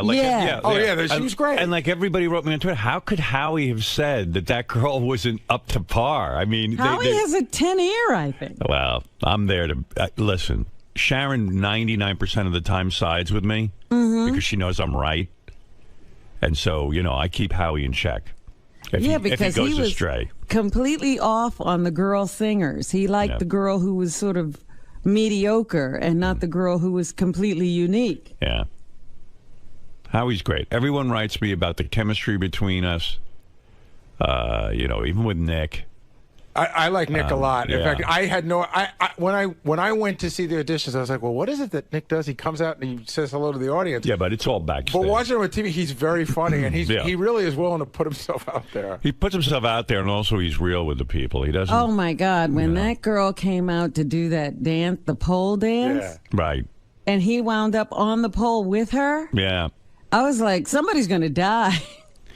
Because that was too much weight for that pole. Those temporary poles are pretty good. But listen how screwed up this is. And again, I wish I could tell you what happens in Vegas, but I'm not gonna because I don't want to ruin the show for people and I want them to watch. But here it is. Talented liar, TV phenom's war injury tale. Now, the reason I think this is so screwed up, it messes it up for every real veteran who comes back from the war, regardless of injuries. Right. Because now no one believes you.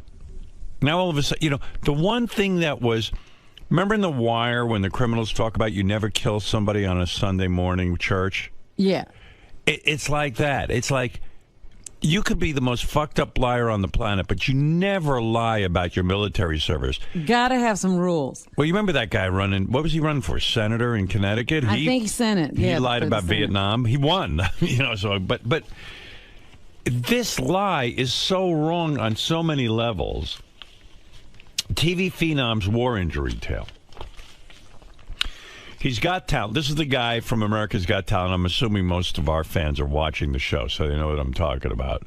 He's got talent and a lot of explaining to do. Sergeant Timothy Michael Poe, who, by the way, everyone was in tears over. I know the whole audience was crying. I had friends write me on email talking about they were home crying. Sergeant Timothy Michael Poe, a country western singing National Guard veteran. Remember when the National Guard didn't have to go to war? Like now you do. Right. You used to go into the National Guard to stay out. Yeah, forget it. You can't hide now. Michael Poe, a country western singing National Guard veteran who knocked the socks off judges on America's Got Talent Monday night, is a stutterer who claims to have suffered a brain injury during a 2009 tour of duty. If you remember, he said he stuttered after he got blown up. Right, yeah. Military officials said yesterday he had never been wounded. Poe, whose silky smooth rendition of Garth Brooks, If Tomorrow Never Comes, left dozens in the studio audience crying. He said he began to stutter 3 years ago when he was heard attempting to shield his men from a rocket-propelled grenade blast, and now can speak clearly only when he sings. I mean, what an involved story. And by the way, that means like some guy in the military was watching this and said, let me check this guy's record. He probably knew him, said that dude wasn't ever in any action. But if this is true, then what was this guy thinking, that he wasn't going to be discovered? Yeah, like the military doesn't watch TV? I mean, everyone is going to think he is a fucking scumbag for lying about military service and getting blown up. I don't think he really thought through what would happen if he got on TV. But the Minnesota National, but his wife was there with him too. And Hey, they have had scam artist teams before. Yeah, but no, the wife says, I don't know anything about this. Listen to this. But the Minnesota National Guard said yesterday that Poe was never injured in the line of duty, nor did he serve in the military for 14 years, as he claimed on national TV. He must be like one of those women who like gets themselves ill so people will feel bad for him. Munchausen's disease. He's got the male version of Munchausen's disease. Sergeant Timothy Michael Poe served in the Minnesota Army National Guard from December 3rd, 2002 until May 26, 2011. Let me do the math there. Real quick math. I think that's 9 years, not 14. Right. And performed as a... sorry, I didn't write it down. I don't see any work. I didn't do any work. And performed as a supply specialist, said Lieutenant Colonel Kevin Olson, a spokesman for the Minnesota Guard. Quote, his military records indicate that he served with the Minnesota National Guard in Kosovo from October 10, 2007 until July 15, 2008, and was deployed to Afghanistan from July 28, 2009 to August 30th, 2009. So he did serve, and he was in Afghanistan. Kosovo. No, it says also, he says was deployed to Afghanistan. Oh, okay. From July 28th, 2009 to August 30th, 2009. I think that's almost like a year, but I'm not sure. I'd have to really put pencil to paper. I'm not keeping No, wait, up. let's see. July 28th, 2000, July, Yeah. July, September. No, what comes after July, Robin? August? August. All right. I skipped that. August. That's 1 month. He was there a month. Holy smokes. Not Boy, that you can't get hurt in a month. once you do the math, and, you know, it's complicated math, I'll admit. That's a month. I thought it was 2008 to 2009. It's No. 2009 to 2009. That's a month. Don't get tricked. That's a trick question, you know. That's right, and he's not Mhm. telling you what part of the month. It could have been a few weeks. He might have been there a day. Sergeant Poe's official military records do not indicate that he was injured by a grenade in combat while serving in Afghanistan in 2009, as a report said the spokesman. Poe's ex-wife, Kelly Ballard, said she had never heard her former spouse stutter like he did on the show. So it was a fake stutter. Right. Wow. There was no... Well, you notice that when he was talking to Nick said, you know you got through that whole sentence without a stutter? Yeah, he forgot. Like he forgot. Yeah. Holy mackerel. There was no combat injuries, said Ballard from her Texas home. I think he's developed a feel sorry for me. I feel sorry for me stutter. Ah, Boy, this really sickens me. I know. And not because it happened on America's Got Talent. I mean, In general. just, yeah, I mean, oddly enough, this will probably bring more viewers to America's Got Talent. This is like a full-page ad for the show. So from that aspect, it's good. But the bad part of it is for military guys who actually serve, and they're walking around with one leg blown off, and then they go and they go, Can't tell their story. yeah, you go and say, hey, yeah, I got my leg blown off with a grenade. And they, yeah, right. Yeah, Just like the right, guy right, in America's Got Talent. There was no combat injuries, said Ballard from her Texas home. I think he developed a feel sorry for me stutter. In a video detailing Poe's backstory filmed in the Austin, Texas auditions for Monday's show, the country singer said that in Afghanistan he volunteered to clear buildings and help rescue wounded people, and one day someone armed with a rocket-propelled grenade launched open fire. How the fuck did he do this? With a straight face. Somebody told him a story, and he decided to make it his own, probably. I saw it coming down, and by the time I turned and went to jump on top of my guys, I yelled grenade, and the blast had hit me, Poe said. You know what's amazing, too? They didn't even show my whole speech to him. I was talking about his service, and... Well, you thanked him. I did, but I did a lot more. They have to edit it down. Thank goodness they didn't show him. And I remember I thought I was about to lose it and cry for the guy. That's how upset I was for him. Yeah, thank goodness they saved you with the Shit, editing. yeah. I could have looked like a real pussy.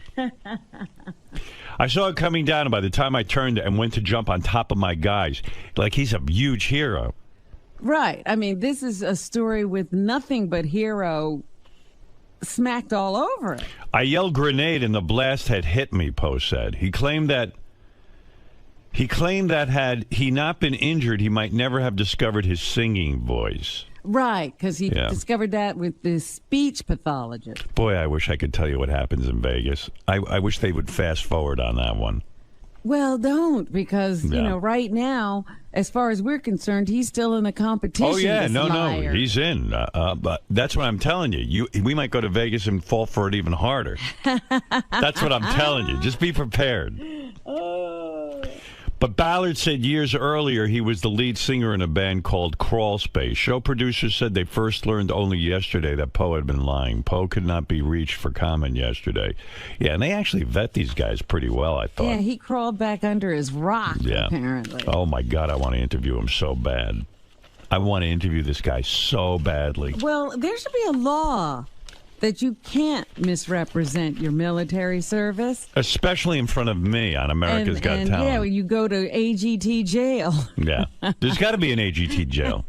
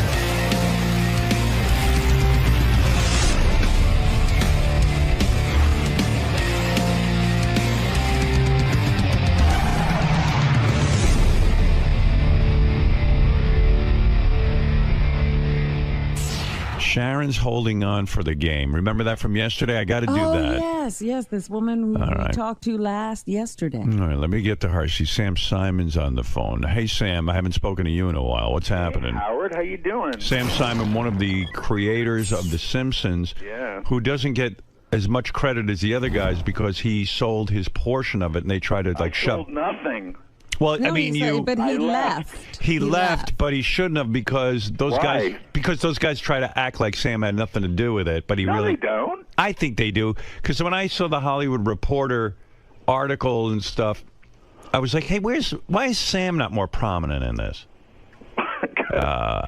Sam had a lot to do with it. Years, and I left after the 4th year. I heard the drawings were really shitty until Sam took over. Oh, that's true. There you go. All right, Sam. Anyway, what's on your mind? Well, I got a few things. And first of all, I want to thank you for AGT. It's my favorite show on TV. Isn't that a shock? Because of you. I was sick of the talent shows. I just was done with that stuff. And now I am so into this. I'm looking forward to the live shows and Me too. finding the winner and all that stuff. I gotta tell you, I am so thrilled by a couple of things that have happened that I get a lot of email and tweets and things from people who say, you know, I kind of gone away from not only America's Got Talent but all these talent shows, and we feel like you revitalized that. I get so proud Howard, that it's the same thing that you did with radio. It was boring, it was over, and you have brought some unpredictability to it. Yeah, I'm very excited about that, and I'm also excited that people are telling me that 99% of them are watching the show with their kids, and they're like, they can't believe that their kids are Howard Stern fans. And so it's all sort of exciting and Well, new. I don't think a lot of people know who you really are, you know, like, you know, this reputation. Right. I see Howard on the show, and I think it's great. Right, it's fun. Although I mean, I like when you rewatch the show, right? Yes. When you saw this mentalist, right, psychic, what was he? Yeah. The mind reader. The mind reader. The mind reader. Like, could you tell how he did that? Well, I actually know because I've employed a few mentalists. Oh, okay.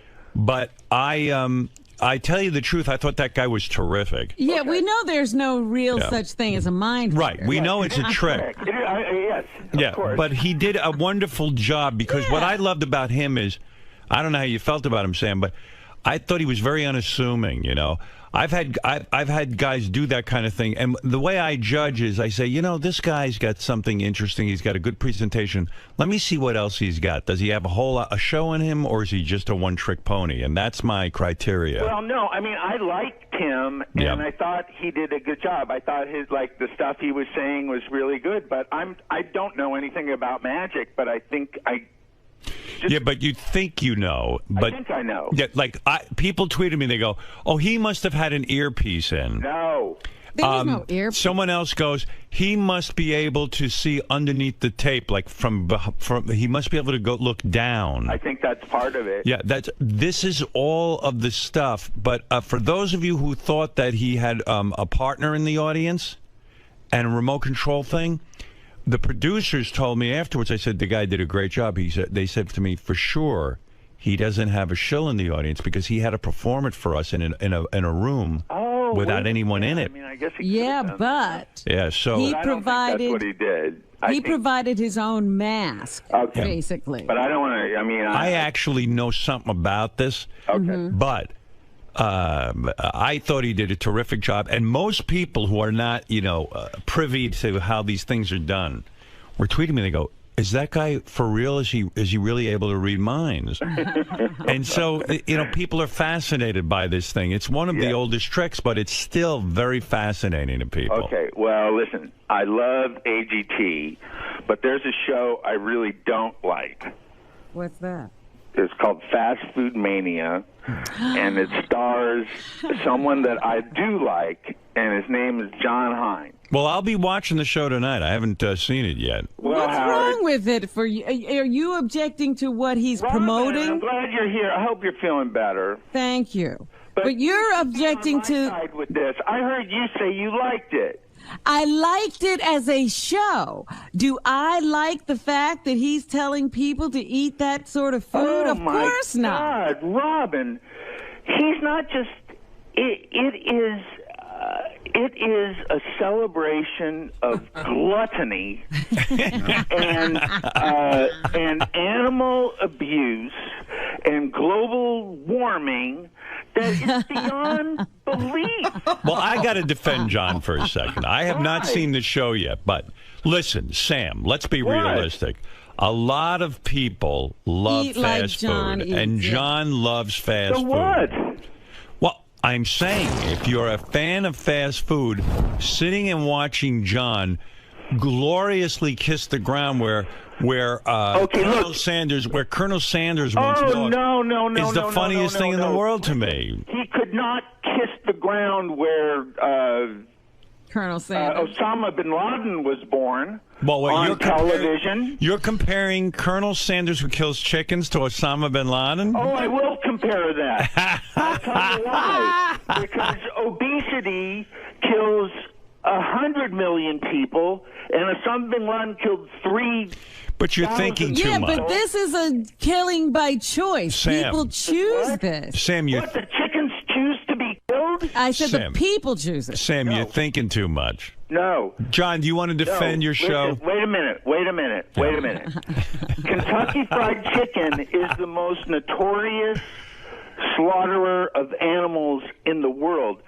His Holiness the Dalai Lama has called for a boycott of Kentucky Fried Chicken because they use the cruelest, most outdated methods in the world to kill 1 billion chickens a year. Sam, you're talking to a guy who doesn't. I don't eat any birds anymore. Okay. I still eat And fish. I don't eat meat at all. Yeah, right. So we understand the politics of this. But what about the planet? Laura, let's talk to John Hein. John, how do you defend yourself? Sam Simon is watching your show. Will you be going into the methods that this meat is derived? Yeah, John, why are you not visiting Kentucky? Do you Wait a realize second, John. that Why are you not? Creatures that can suffer, John. John, why are you not visiting? Howard, in the main title of the show, listen. Say somebody feels that, well, I want to eat a hamburger. In the main title of the show, John Hein is eating a hamburger that is 18 inches tall, and he looks like he's in heaven. It's got about 25 patties in it, and grease and cheese spilling out from everyone. It's the most disgusting thing you've ever seen in your life. And he's in bliss. And he looks like he's in heaven. Well, let me say something, because this needs to be said. Why are you taking his side? Well, hold on a second. Because you're out of your fucking mind, Sam. That's why. John, will you personally visit the slaughterhouse where Kentucky Fried Chicken kills their chickens? They won't let him in. Howard, we did, but that got lost in the edit. I see. Oh, So, really? Yeah. Oh, No, of course we're not going to do that. That's not what the show's about. The show is about your joy of fast food. Of course, I understand what Sam's saying. Right. But to blame... Hold on, Sam. I listened to you. Okay, you're right. But to blame obesity on the fact that these places, no one's forcing you to go there. No one's telling you to eat the food. That's your choice, whether you want to or not. You could make the point that Homer Simpson glorifies donuts and gluttony. Oh, I was getting to Homer. Oh, you were? Yeah, which is Sam's He's a vegetarian. Creation. He's a vegetarian. Homer Simpson's a vegetarian? Lisa, the daughter. Oh, Lisa. Oh, Lisa's okay. a vegetarian. Sam, I understand your point, and the show clearly isn't for you, but we're not telling... I politically agree with Sam about a lot of the slaughtering methods Okay, and first of all, and obesity. John, you go like, people make a choice, but they're not making an informed choice. You are flooded with your show is a commercial for fast food. Where's the other side? It's one big commercial. But Sam, I think the fun of it is that it's the fun. Yes, the fun. Now, It's come to on. put out of your mind how bad it is. No, the fun is to watch a guy kill himself. Right. And When enjoy it. John pulls out that gun that shoots the sour cream, and he's talking about what a great invention it is. Yeah, I mean, that's great. He's never been in a Taco Bell in his life. You don't see the humor in that? Well, wait. This is what I would like. Howard, you like Paul McCartney, right? Love him. So does John Hein. John? Absolutely. Yes. Okay. He did a short film. It's called Glass Walls. Right. It's about. It's on YouTube. Go to John. Howard, make John go to YouTube. Okay. Go ahead. And make him watch this 10-minute film about where meat comes from. Now, John, I'm your boss. Don't make me go to YouTube. You have Howard. to go to YouTube. Don't make me go and to watch YouTube, Paul. Howard. Well, watch it. Listen, Sam watched you. You should watch his. Hey, I've seen Super Size Me. I read Fast Food Nation. I will watch the film that you're suggesting. But it's not going to make him stop. And then we'll come back for season 2 and go to different places. No, it will. No, what it are you won't, saying? Sam. And John will be as powerful a spokesman for veganism as he is for whatever fast food mania. Fast food mania. Listen, Sam, John is killing himself. He's huge. He's diabetic. He eats shitty food every single Howard, day of his life. Actually, that's not entirely true. It's close. Like, what about this, John? You love your kids. I do. You don't look very healthy on the show. First of all, I don't know. Yeah, but his kids are getting older now. They don't need him that much. I don't know what the obesity rate in the. I think it's like 35%. We're the fattest country in the world, but it's got to be like 99% of the people on that show. Robin, oh, yeah. They've got the market cornered. Robin, you're an advocate for whole foods, good foods, and all that kind of stuff. Yes, But at the absolutely. same time, you can watch John's show and still find the humor in it, right? It's ridiculous. I think that the greatest thing about the show is they call it mania. I mean, these people are crazy. Sleeping in a parking lot to get free chicken? Oh my God, Sam, the point of this show The fact is, though, 60% of Americans, listen to this, 60% of Americans are obese or overweight. And the perpetrators are soda companies. So, yes, people should be able to control themselves. And yes, they shouldn't eat fast food, but that's the point. Everybody's got personal choice. And John's show is not the only show praising overindulgence. There's nothing else. Every commercial is overindulgence. John, what are you going to do? Are you going to resign? Blaming the commercials on me too? Are you going to resign from the show or your not? show is a commercial. Sam, this show is glorifying the Americana, the food, the event, everything behind it, and why so many people go to these places and enjoy them. Look, I know when I walk into one of these places, I'm not making the healthiest choice, but it's my choice to make, and I love the food. If if you drink a lot and you love alcohol, no one's going to tell you, you know what, get the alcohol off the shelves. You can't have it. That's your choice to moderate or not. Choice to torture dogs? I didn't hear what you said. Sorry. Was it Michael Vick's choice to torture and kill dogs? Yes. Of course it was. And he had to pay a price because it's illegal. Sam, likening fast food mania to 9/11 is a very weak analogy, okay? And it's not a weak analogy, John, because obesity is a bigger threat to this country than terrorism. So the only reason people are obese is because of these places, you're Sam, saying? let me play devil's advocate. Let me play devil's advocate. You were part of a show that glorified gambling. It was a poker show, if I remember correctly. I used to watch it. Yes. And many people have lost their fortunes. No. Yeah, you are glorifying. Hold it. I want to finish my point. Not gambling. Hold it. Poker's not gambling. Stop it. How is poker not gambling? What are you talking about? Poker is a game of skill. There's no look. Every casino game in Las Vegas, if you want to lose, you can walk up to the table and or rather, in poker, if you want to lose, you can lose. Right. If you want to lose. But what if you want to win and you lose? Gambling, you can end up winning. Poker is a game where you could lose a lot of money because you think you're going to win because you think you know what you're doing. Right. It is a game that has cost people their lives. Right. And yet you did the show. So I'm saying not that you shouldn't have done the show, but, But you did, because you like gambling. That's right. But John Hein is in the same boat. He knows what he's doing isn't perfect or good for everyone, but he's doing. Do you see that point? No, because you're leaving the animals out of it. All right, so then let me give you another point. Didn't you for years manage a boxer? Yeah. Okay. Have you ever seen what boxing does to a man's brain? I mean, have you seen the human cruelty to one another? Yeah. How could you advocate that and support it? I wouldn't do it now. All right, that's fair enough. All right, you've changed your stand. The one thing I will criticize about John's show is the one thing, Robin. Well, because again, it tells you what it is. It says this is fast food. We all know what fast food is, and these are the maniacs who eat it. That's right. The one thing I will criticize is that they don't go get. John's bigger than anybody he interviews. Like they give you these couple of people who can eat this crap and not be obese. Not the shows I saw.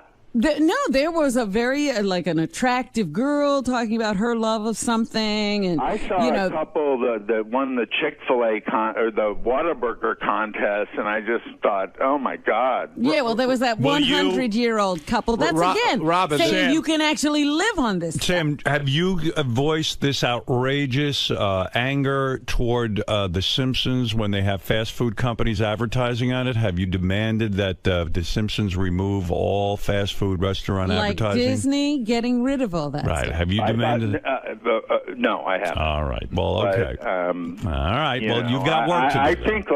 I actually do think that Homer satirizes America's. First of all, I think it's too subtle. 30 years ago when The Simpsons, I don't know how long it is. Right. John probably knows. But Homer was fat. He's not fat. He's actually the average weight of an American now. Right. Now his fat is normal. And we always made, and it was supposed to be a joke that he loved this food. He was supposed to be a moron for doing it. And now... Well, I understand your point. I understand your point. John Hein, my first... What? Because when you do watch the show, you kind of say to yourself, you know, maybe fast food is kind of fun, too, the whole lifestyle. And why am I being so uptight? Maybe I want to be a part of that. Maybe I'll go get a big burger. Yeah. But, you know, and people don't realize how dangerous it is. I mean, we did that experiment that guy did at work. How long have we had that cheeseburger sitting out there now? Since January. Since January. How many months is that? 6 almost. Is there a cheeseburger still out there? Yeah, we have a cheeseburger because we read about this in the paper. We have a cheeseburger sitting in our office for 6 months. There it is. The cheese is absolutely perfect. Yep. There is no mold. And John Hein, when he's at White Castle, he goes, "Look at that, 100% beef, everybody." I mean, that scares the shit out of me. Like it's really 100% beef. That thing has not changed. No, how do we explain that, John? That the roll, the beef, and the cheese have no mold, and that's 6 months. Yeah, it's preserved well. Doesn't that scare you? Yeah, it does. And you're eating that. Well, it's a cheeseburger, so. So Sam is calling. Sam is calling for you to show that aspect of fast food on the show. No, yes. Well, they're not going to do that, but no, we're not. Sam. I want John to watch Glass Walls with Paul McCartney on YouTube. And he has to watch the whole thing. Sam, I will watch it. I pledge here I will watch that show. Okay. But you call up Howard, but you call up Howard, and I know you said it's nothing against me, but you basically trashed the show which just got out of the game. And you're entitled to your opinion, but like you're preaching like this is something that's not done on television about any. I mean, that's a great point Howard made about your poker show. And no, it's not. Yes, it is. You said poker. Sam, how could you say that poker isn't gambling? I think you're a smart or guy. What I say about the boxer. That's just a ridiculous statement. My poker show. We played low stakes poker. We didn't play high stakes poker. It was to show the camaraderie and fun of having. According to Artie, he dropped like $1,000 to you that night. Yeah, he lost money on that show. To most people, that ain't low stakes. Sam, you're showing the fun of playing poker and gambling, and that's fine. Actually, I happen to like that. I'm showing the fun of going to these places, of enjoying the food if you like that food, and seeing other people who are crazy like me. What about the animals, John? We're not talking about the animals, Sam. It's not Sam. It's not the point of the show. On the poker show, do you show how the cards are made? Do you show where the chips come from? Do you show the people living in shacks who lost their entire fortune? No, cards can't suffer. Chips don't suffer. Somebody made people them. Suffer. What about the people who killed themselves because they've lost all their money playing cards? You're going to pretend like that doesn't happen?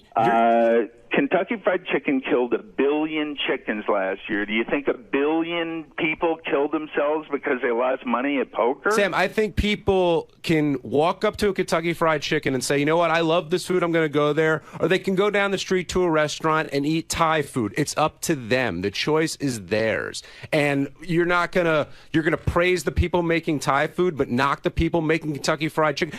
Any product in this country I got to be honest with you, though. I mean, Sam is bringing something up that people don't like to think about, how their food is murdered. Gets to their plate. That's all food. Not all food, but not all food, but animal. John? Yeah. No, food that comes that were animals that were killed for that. I get that. I understand that. Okay, I'm a smart guy. But you're okay with that?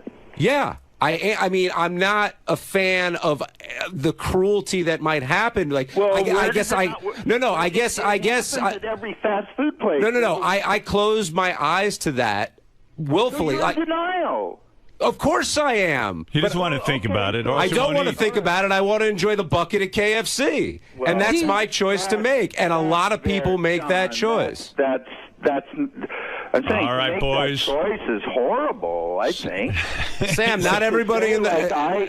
no, but you're saying like you... I respect how you eat and how Robin eats and how Howard eats. That's your choice, and that's fine. But don't tell me how to eat. Okay, the whole world isn't vegans and vegetarians. In fact, most of the world isn't. But John, you're saying that this is me telling you, and I'm saying I don't care about you. I care about the animals. They're suffering because people eat meat. Yes, and they will continue to suffer because people eat meat. That's the way the world is, and you want to change the world. I get it. Not after you watch this video. All right, Sam. Go watch the video and tell us what your reaction is. Hey, Howard, John Hein, it turns out, is in the most controversial show of the year. It is. It's look at him. He's done it again. Oh, it was you, Howard. Yeah, me. I'm just a nice judge. Sam, you'll like this week's episode a lot better. It's all about the drive-through, the different drive-throughs throughout the country. Well, Sam, you can of course, I will say again, the meat... Is that bad for the mileage on cars or something? Gases than all the automobiles in the world combined. We can save the world from incinerating by not eating meat. I'm tweeting at Simon Sam. Simon Sam.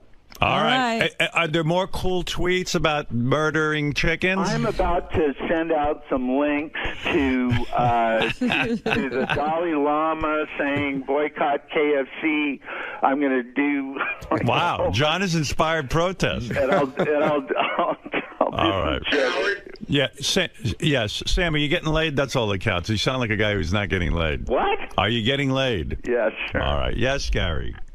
Lots of guys in the office are asking, Sam has nice cars. Do they have leather seats? No. Okay. All right. No. Everybody always looks for these stupid things. No. And not only that, they're solar. Yeah, by the way, all of his cars are solar? I've been in Sam's car, and I got to tell you, there are no seats. All right. Thank you, Sam. Okay. Good to speak with you. Bye. Wow, controversy follows you, Man, John. he was on fire. When your dad goes to KFC, does he think about how the chicken gets killed? My dad doesn't think about me. What is he going to think about a chicken?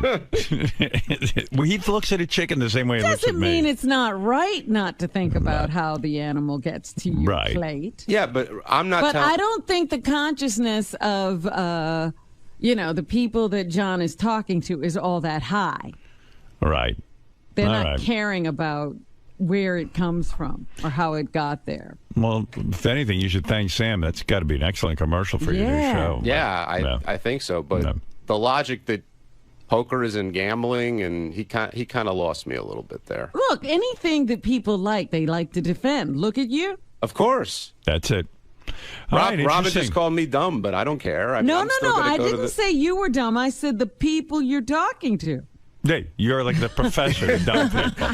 I feel so much better. All right, Big John. There you go. John Hein, when is the show on? It's on Sunday nights at 10 o'clock on Destination America. No need to give out what channel Destination America is. Everybody knows it. That's America's channel. Exactly. All right, thank you, guys. John. Poor guy's got one fucking show on Destination America. Sam found it. Sam is screaming about a show nobody sees. Yeah, I mean, yeah. By Sam screaming about it, he actually got them some audience. He's going to make it a hit. John.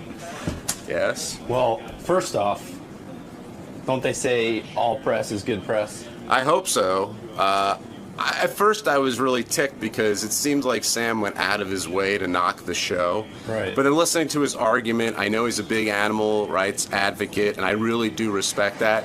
But I think he's kind of missing the point when it comes to this show. We're all about the celebration of fast food and exploring why people eat it and the history behind it. And he's just looking at how the food gets killed. And I think whenever anybody goes into any restaurant, you're not necessarily thinking about that. You're just enjoying the food. And that's the point I was trying to make. And Sam is just another hypocrite with another. We're all hypocrites, and we all have vices, and we all do things that, we all have things that we're passionate about. But when you guys pointed the finger towards him with gambling, with being a boxing manager, with the way the Simpsons portray certain elements of society, he really had no argument. I'm glad Howard brought that up. He argued it much better than I did, and it's true. I mean, I love to gamble, but you're kidding. Poker isn't gambling? Right. That's just a stupid thing to say. And with managing the boxers, though I said he wouldn't do it now, you get in the ring, you're taking your life in your hands. I'm not I'm not knocking either of those things, but people understand the consequences of what they're doing and then make their decisions accordingly. And that's all I'm saying about this. Plus, this is more about, having kids that had birthday parties at these places when they were 6 years old. The goofiness and the wackiness and the fun. This isn't a hard-hitting documentary on cuisine. That's not the point of the show. It's just to have fun at these places that so many people go to. Right, it's about the culture and nostalgia associated. Absolutely. All right, Sharon, I've kept you on hold long enough. I promised you I would get to you first thing in the morning. Oh, it's no problem. All right, Sharon. Sharon wants to play a game. I have a Bigfoot game for her. It's time to play Bigfoot Game. How is the Bigfoot game played? Yes. Glad you asked that. The Bigfoot game is very simple. If you're playing along at home, have fun and get our home game as well. The game is played very simply. We ask Bigfoot a question. Let me give you a sample. Here's the first question. This doesn't count. This is just a practice question to get you familiar with the game. We ask a question like this. What is bin Laden's first name? All right. Now, bin Laden, as you know, is Osama bin Laden. And most Americans know that name. It's gone down in infamy. But does Bigfoot know the name? But Bigfoot lives in Vermont. He's isolated. I don't know his intelligence level, but it doesn't seem all that high. And so, you'd sit there and you debate it in your head, but you got to come up. It's, listen, you got a 50-50 chance. The big thing about these games is that Bigfoot does know something. Well, we just don't know what it is. That's right. You got to tap into the Bigfoot mentality. Like, for example, I would say he probably does know Osama bin Laden. Really? Yeah, I would think so. No. You would say no. What would you say, Robin? I think he must know Osama bin Laden. Right. So this doesn't count. This is just to see where his head's at. Let's find out. Bob bin Laden. Well, actually, that's it's right in a way. His name, his real first name is Robert. He changed it. No, you would have been right, Sharon. You would have won. Yeah. Okay. So there we go. All right. So we're going to play the Bigfoot game now. Now, Sharon, in order to get this fabulous gift of the iPad, which I love, and Citrix was kind enough to give it to us. Yes. In order to get it, you've got to get 3 out of 5 right. Oh, my gosh. Okay. Yeah. Okay, so let's start with your first question in the Bigfoot game. All right. Here we go. What is H2O? What is H2O? Now, you must know that, Sharon, right? Yeah, I know what that is. What is H2O? It's water. Water. That is correct. Now, get inside the head of Bigfoot. Absolutely not. You say, no way he knows. Now, Bigfoot had to go to school. They teach that in every school. Yeah, but what class was he in, Howard? Yeah, no way. I think he went to school for head lice. There's no way. All right, here we go. H2O, you say no. Fred, lock her in on a no if you don't mind. All right. That is my game show assistant, Fred. Thank you, Fred. Yeah. Most people have a beautiful woman. No. You have Fred. My Vanna White is a rather haggard. It's the bizarro world. Tired man who I met in Hartford. A true genius would have, a hot blonde. Yeah, Megan Fox would be your assistant. Even Merv Griffin knew to put a hot blonde there. But I have Fred. All right, Fred, you locked her in on a no. I did. Let's find out. The question is, what is H2O? Water. There you go. No way. You got your first one wrong. And he said it definitively. Yep, this is what I'm telling you. The game is trickier than you thought. Boy, it sure is. Yep. All right, I'll tell you what I'm going to do for you, Sharon, because I'm in a magnanimous mood. Oh, be in a magnanimous mood. I'm going to give you one last one. If you get it right, I'll give you the iPad. Oh, Winner good. takes all? That's it. Winner takes all, Robin. All right. That's right. Excellent. Okay. All right, we asked Bigfoot the following question. Okay. How many wheels are on a unicycle? Oh, boy. Oh, my God. Good luck. Oh, my God. How many wheels are on a unicycle? I say there's no way in hell he knows this. I agree with you. There's no But you way in never hell. I know. don't think he knows what a unicycle is. You Right. never know what Bigfoot's experience has been. You know, he could Well- have been involved with a circus. I have to go with my gut on this one. I've got to say no. Yeah, I could see him as like the bearded lady in a circus, and he hung out in the cage next to the unicycle man. I mean, I think he's got to think it's a bicycle. Yeah. What are you going to say? You're going to say No. He doesn't Okay. know. All right. I mean, this is the kind of thing a 7-year-old would know, so I would Right. say he doesn't know. Yeah, there's no way. All right. Let's hope you're right. I got my fingers crossed for Let's you. hope. All right. Here we go. Bigfoot. How many wheels on a unicycle?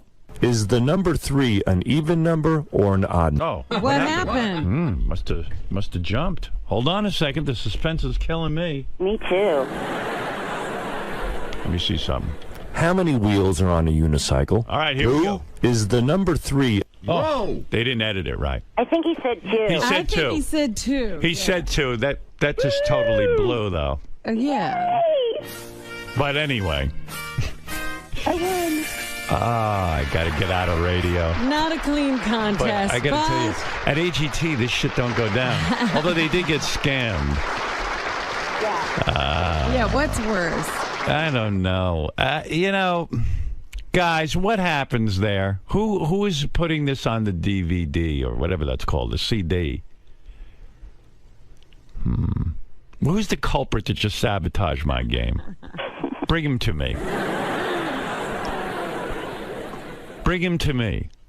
Bring him to the call. Sal will be in a moment. It's Sal, that fuck, with the teeth. He's so busy whitening his teeth. By the way, good thing, Robin, I'm reading GTD, Get Things Done. You're going to watch me fire Sal now. Okay. Sal, what the fuck is wrong with you? I did nothing wrong. I double-checked it for your accuracy, and then you went back, and the answer was there. Sal, there's no stop between the question and the answer. It was on mine, and I double-checked. That's weird. So if I but go is there back a track there, Howard? Is it on the particular track? I know there's no stop. It's no stop. I double-checked I it need for a stop. I know. It should be on the track. I double-checked it for accuracy. You double-checked it. I double-checked So if I all go the- back there and play it and it doesn't work, will you resign? No. Why? Well, because you double-checked it. Why are you afraid to risk your job on this? Let's play the real game show. Forget Sharon and her dumb iPad. Let's play the real game. Howard, I'm not lying. I know better. You see this CD? Track 12? Yeah. It's track 11 and 12 for the game. Right. I'm going to go back there. I'm going to play it. Right. If it stops, you have no problem. You have your job.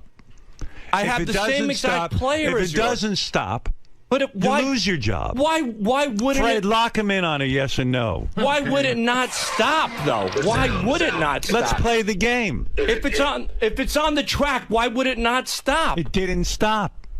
I just play here. Listen. Well, you went back and then it played. No. I heard the answer. Of course it did. But it played. It wasn't proper. It wasn't like all the other ones. I know that. So you I did heard it what wrong. You did your job wrong. You don't know that? I didn't do it wrong because when I checked it, it worked out. Listen. Okay, listen. go ahead. Go ahead. How many wheels are on a unicycle? And then I go to play the answer. Is the number 3 an even number or It's an odd? missing. And then how'd you It find it? You skips. I had to keep going back until I can find it. Well, maybe the CD has it after. Listen. I hear. Listen. Oh, God. Here's what you did. 2. Is the number 3 an even number or an odd number? You combined Do you it with hear 12 that? and 13. You Yeah. fucked up. I don't recall that. You fucked up. You don't recall it because you're busy teeth whitening. Your teeth look like shit. You dummy. You had nice teeth. $12,000 on teeth. 6. And 6 because you fucking cut a deal so you can do free commercials on my show, you cocksucking user. Get out of here. I've never done a free commercial on your show. 6,000. Why did the guy give you a discount? So you mention it on the show. I mentioned my teeth. I never mentioned him. Yeah, okay.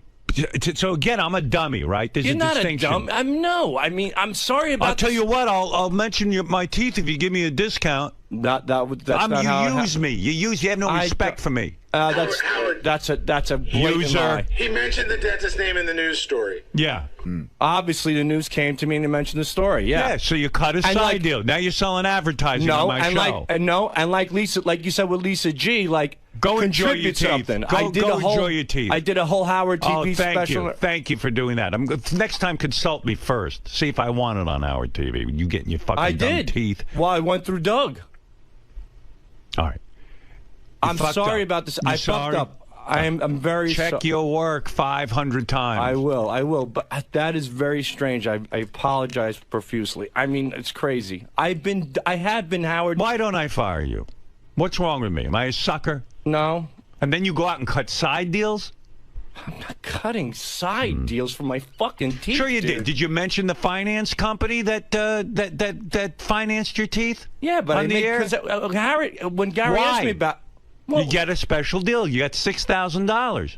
Yeah. You were paid $6,000 for a commercial, and you don't know you did the wrong fucking thing? I don't know how. What are you, retarded? Apparently I am. All right. Well, let's play the real game. Go ahead, play it. And by the way, you're a smart guy because you know what? You outfoxed me.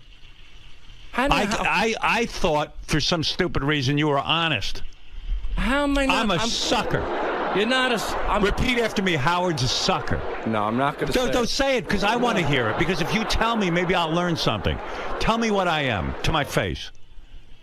To look at me in the eye and tell me what I am. You're Howard Stern. And what am I?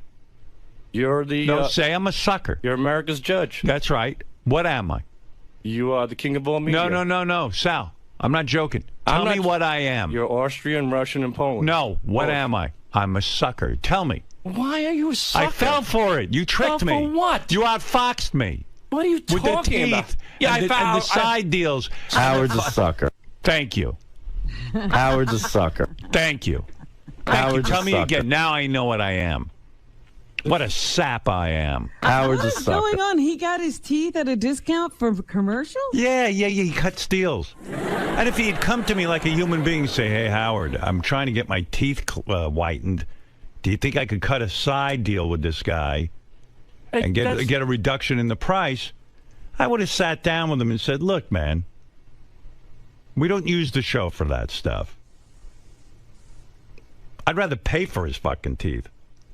First of all, his teeth are ridiculous. He didn't need these teeth. You know, I mean, I could understand it if it was for something. Rob, you got breast reduction. You didn't need that. Did you need breast reduction? I didn't get a And you talk about discount. your tits every day. She needed I didn't get a discount. I don't never mentioned the doctor. Well, discount or not, there's discounts every day. If I go out and buy a pair of jeans at a discount, am I using it for the show? You I'm still got paying the out of my discount pocket. because of my show. Absolutely. There is. You used me. I didn't use you. You just said absolutely. You got a discount because of the show. There is a relationship to the show. So you came in here and it's told inevitable. the guy, I work at the show. You told the guy, don't worry, pal. Howard will... No, I he's never such a said sucker. that. I swear you on my think David children. Letterman's staff is able to cut side deals for whitening their teeth, and then they go, don't worry, Dave's a fucking sucker. I'll get Howard's on a camera. sucker.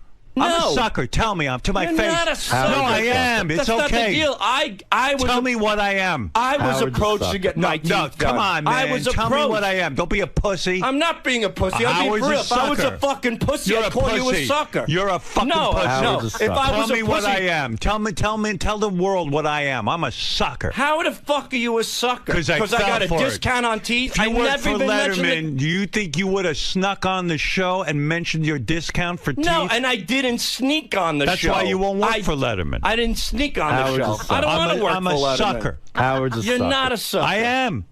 Howard's a Sal, sucker. you outsmarted me. I go around thinking I'm you. smarter than Sal. I got my fucking You're teeth done. smarter It's than my me. business. You're smarter than Listen, me. if I work here, certain things come up. Oh, Howard's a sucker. okay. When I called my wife cheated on me, was I a sucker then? You told. No, it was contributing to the show because I work here. No. I get my teeth. No. I didn't tell him that. is Don't not put the words same in my thing. mouth. Yes, you did. I did not tell him that. I swear on my kids. Bullshit. I did not. Bullshit. He came up to me at a club and he said he could help me with my teeth and give me a discount. And that's exactly what I did. And then I went to Doug and said, I'm getting my teeth done. Would you like to tape it? And he said yes. And I never mentioned the fucking guy's name on the air ever. Only on my Twitter. It's not bullshit, dude. That's bullshit. Bullshit. What you're saying is bullshit. Bullshit. Fucking maniac.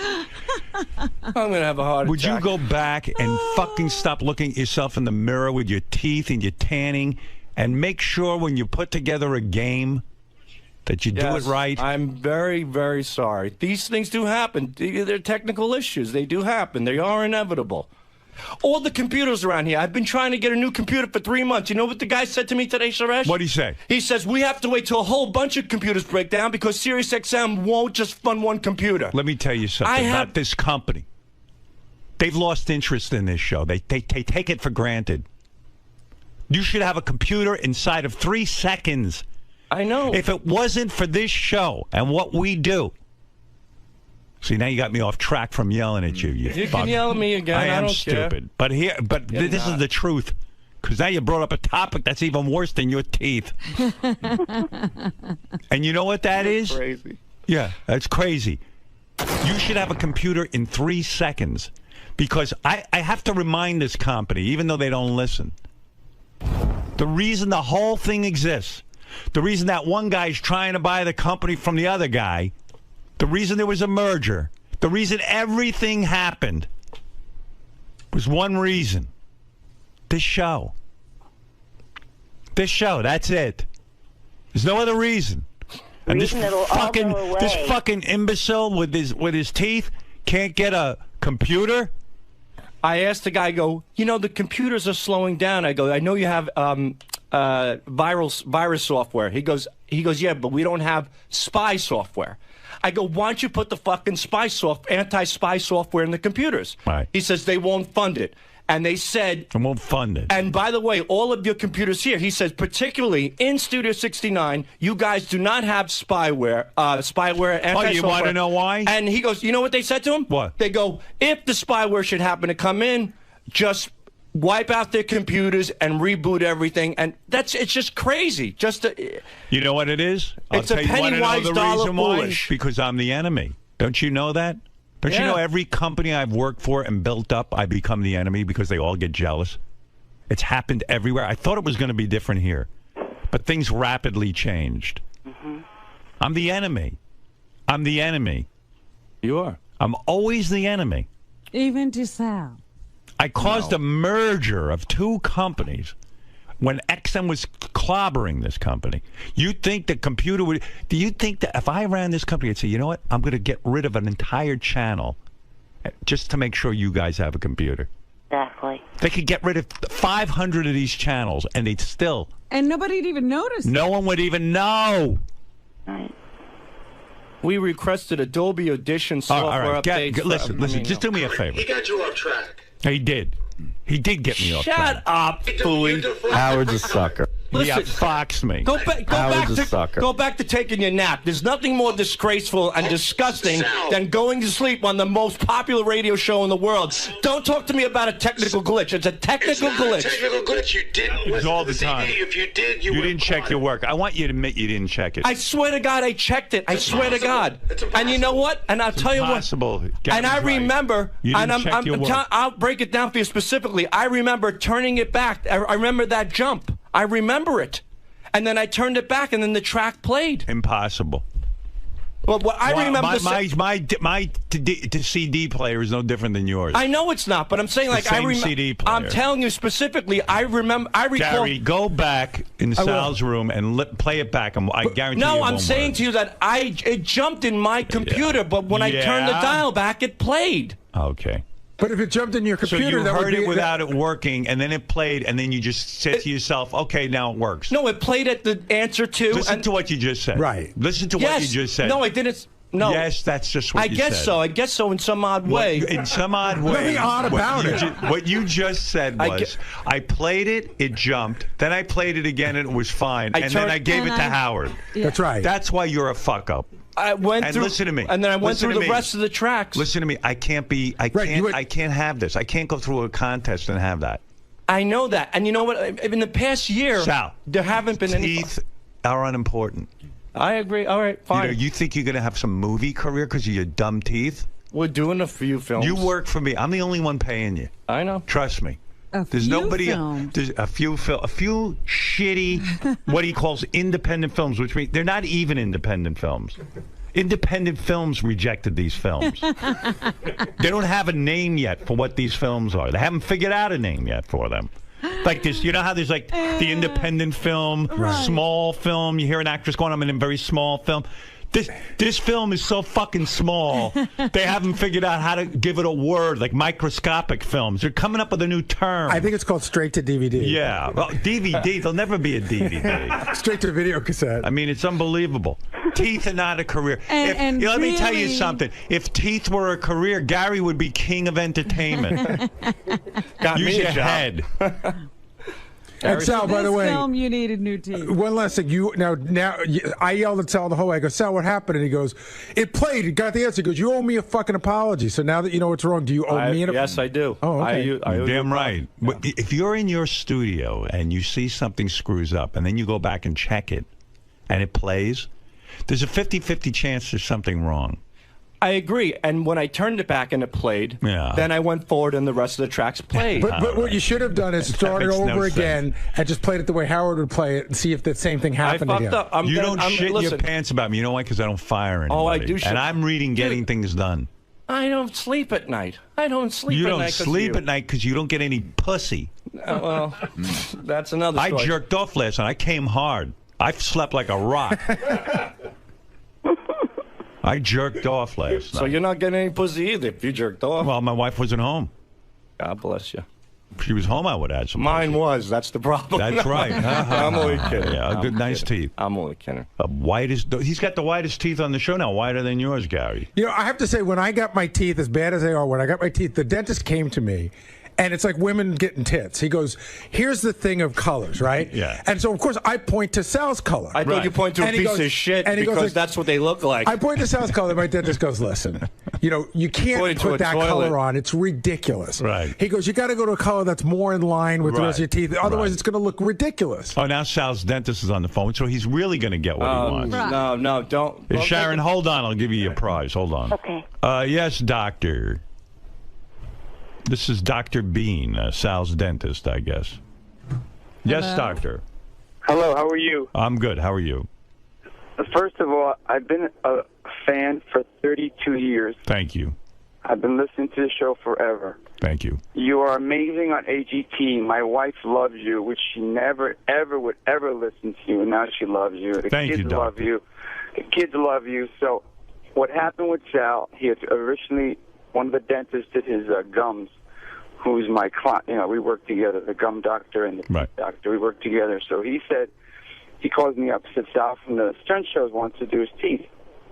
I said, listen, we have a budget over the course of the year that we do a lot of pro bono cases for people that don't have money, for very big celebrities like. He's got money. He just bought his wife $800 pair of shoes. Right. So he came up and he wanted to do he wanted to do 16 teeth, and that the laboratory fees are $6,000. That's what our fees. No, are I am Dr. Bean. You've done nothing wrong. This is something between me and Sal. Okay. What Sal has done is... It's Dr. Dean, not Bean. Oh, Dr. Dean. Bean is funnier, though. It is. Well, that's my other staff I should fire. My teeth look like beans. They put up Dr. Bean. That's, again, another faux pas. See, things do happen. Oh, things do happen. Unfortunately, they do not. But listen, you want to make sure those margins are not tight. Come on, Sal. Check your work. You're so busy with the teeth and your independent film. I'm not. I swear to you, Howard. This is certainly a priority. Sal, when something screws up, you go. You know what? If the dentist did that to your teeth, you'd be pretty fucking pissed, wouldn't you? He didn't have room for mistakes. Absolutely not. All right.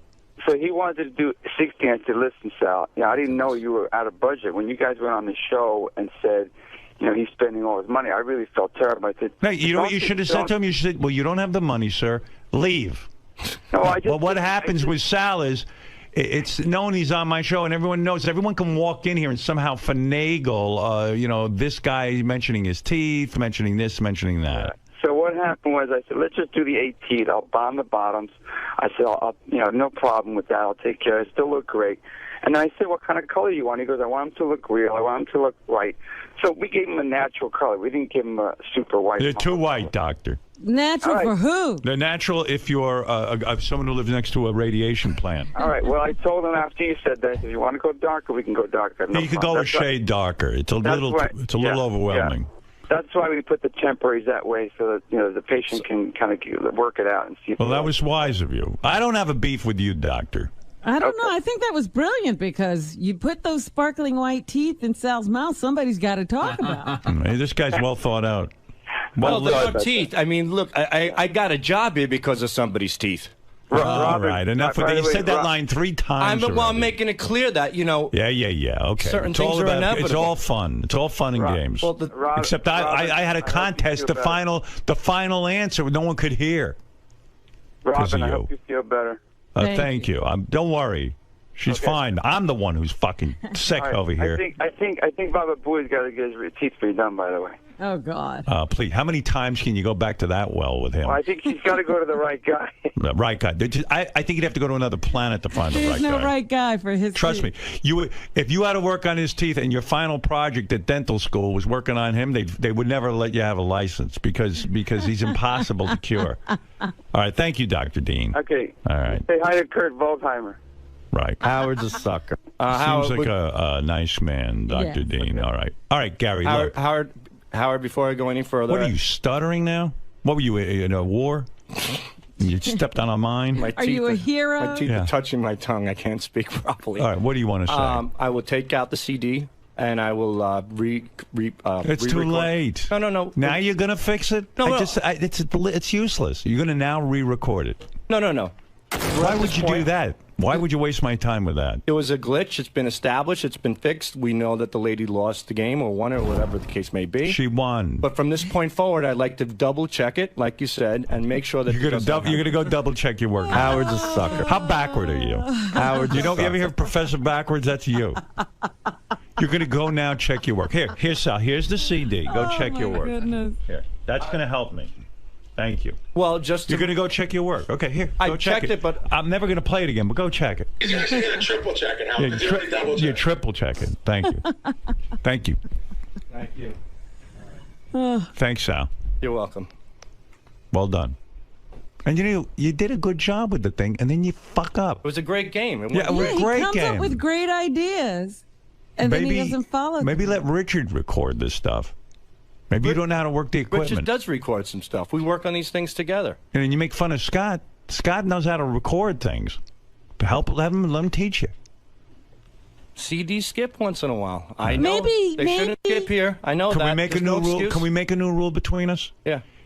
Every time I play a game on the show, after the game is over, go back and double check the CD. Okay. That's a bad rule, Howard.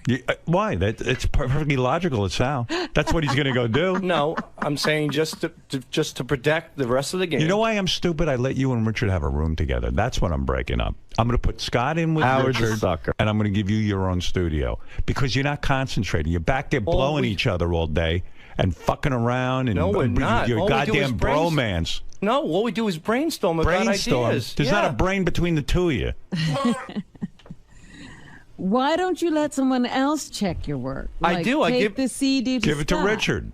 I have. I give it to Scott. Did you give that to Scott?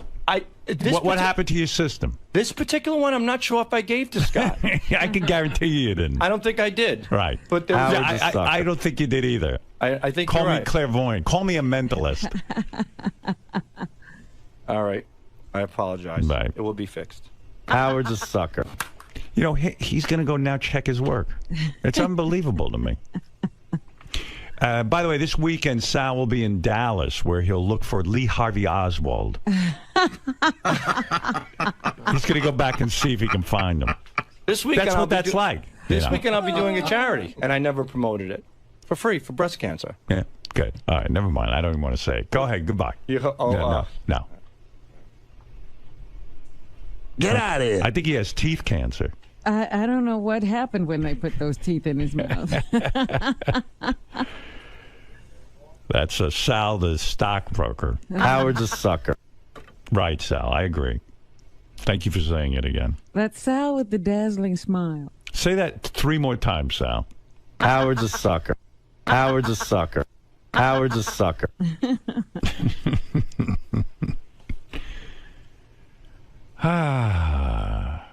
I'm reading that book, but it's doing me no good.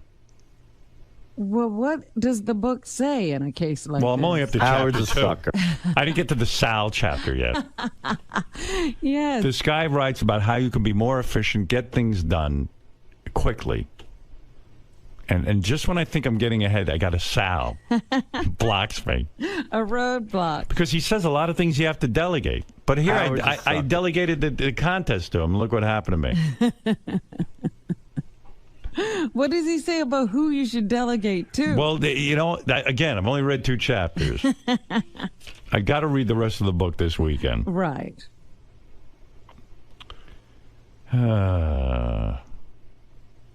Don't expect progress until you finish the book. I feel like 𝗛ощ𝗄𝗿𝗍𝗶. Who is 𝗛ощ𝗄𝗿𝗍𝗶? I don't know. My mother used to say that name all the time. It's a biblical. It's a biblical. I think he was a moron. 𝗛ощ𝗄𝗿𝗍𝗶. I think he was.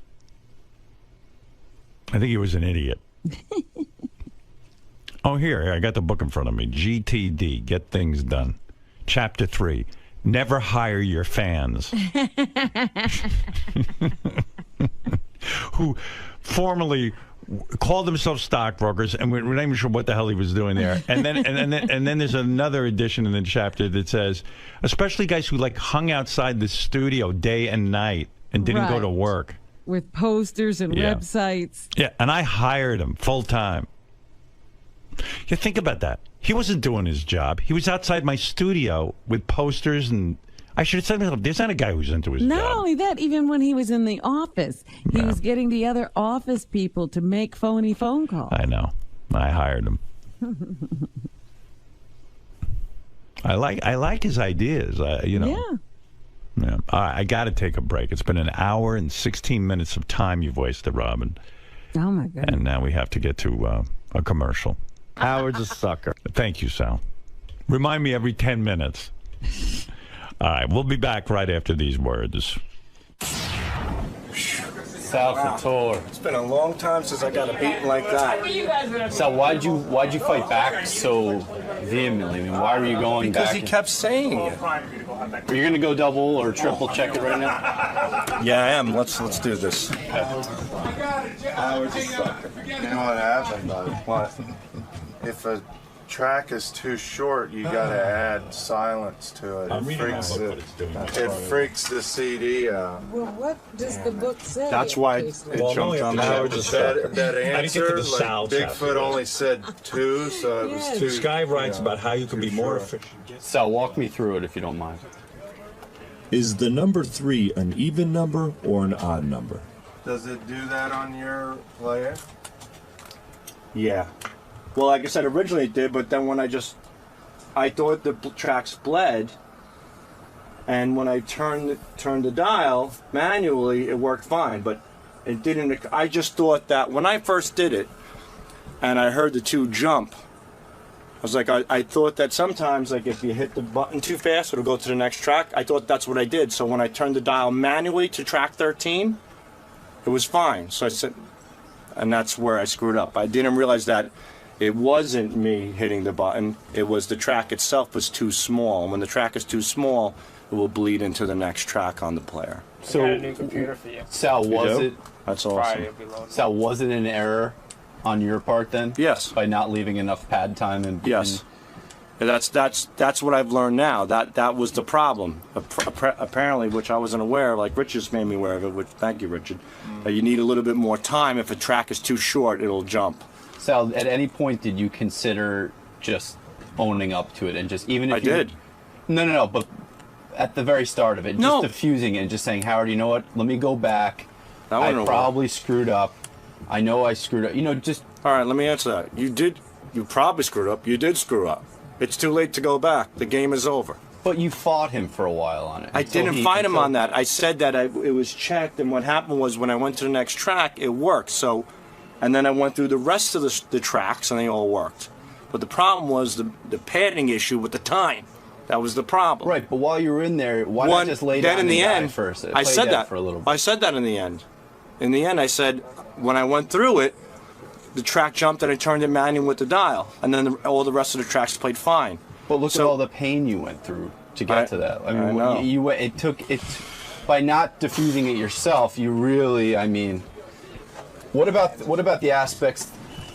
The other aspects of this segment. I mean, you had him calling you out for possibly using the show. You had Gary piling on. I mean, this hurt. It didn't. Felt great. Felt awesome. I loved it. I loved it. It was great. I think you earned this. Oh, I earned this. Are you enjoying a golden age of busting Sal's balls right now? I mean, the tables have truly turned for the past. I don't even know how to timeline it, but I feel like lately... It's weird because Sal is sort of new to the evolution of the show, even though he's been here for a while. So, he's learning things that those of us who've been here for a long time learned a long time ago. Having said that, John Hines really new to the show, and he knows these things. But it's almost like Sal's like Jackie in '92, at the Cordoba Hotel in Florida. They put me up. I didn't know. I just gave him a mention and it was free. Like, these are the things that I understand that somebody offered Sal free service, and I would say that Sal should say to the guy, "Listen, I can't take it for." It's funny. I had something with one of the clients. It might have been like Steven Singer or something like that, and it was a Mother's Day gift. And he said it to me, and I said, "How much is it?" He said, "Don't worry about it." I'm like, "No, that can't happen."